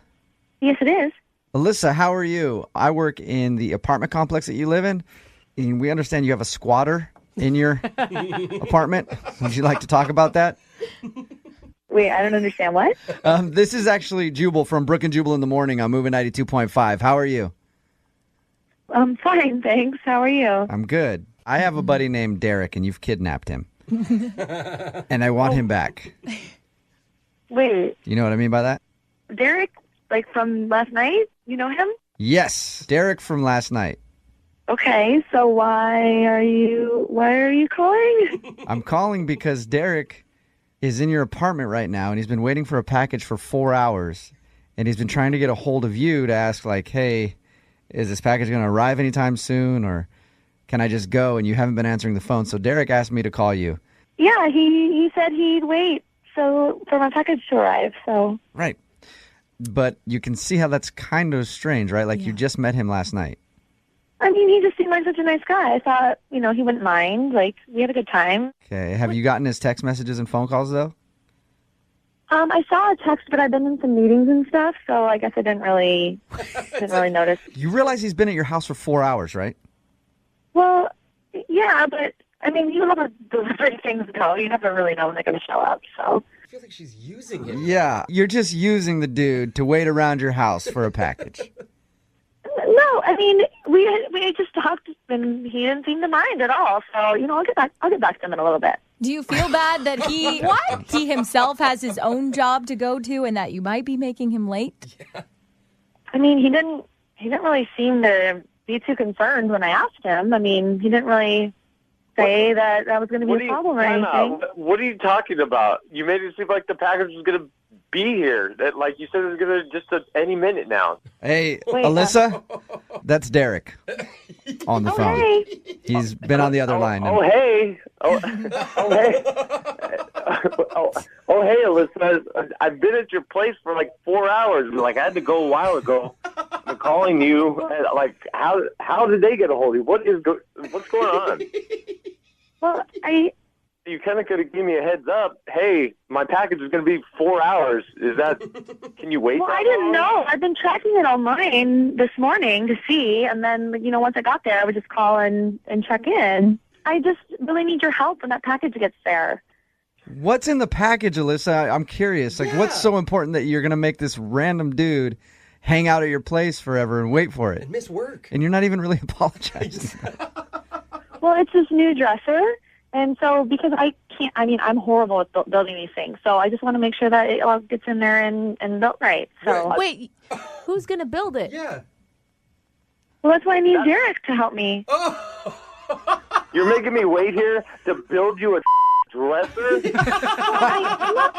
I'm not making you do anything. Like you said you'd help me. Like I thought you were so nice, and you would just help. Is that okay? Oh my God. Alyssa, is that true? Like, is this one of those things that shows up and is put together by the delivery man, or were you hoping that Derek would put it together for you? I think it has some assembly that needs to happen. So you were hoping that Derek would put together your dresser? Well, yeah. Oh, Alyssa, are you interested in Derek at all romantically? Are you more interested in not having to put together a dresser yourself and having a guy that you hooked up with last night do it for you? Well, no. I mean, I really had a good time with Derek, so I just thought it was convenient that he could stay too. It just all worked out great. That's like a well thought out plan, but that sucks for me. I could have came over another time when I didn't have to work and helped you with the dresser. You could have just told me that. You didn't have to tell me, hey, there's going to be a package here any minute. Please, it's important. And then run out the door. Well, I mean, it is important because if someone's not there, they won't drop it off. Okay, yeah, right. Alyssa. You could have just asked. You could have just told me what was going on. I'll help you with the dresser. That's no problem. Maybe give me the tracking number. Maybe I could track the package and find out. Maybe I can come back and meet him or something.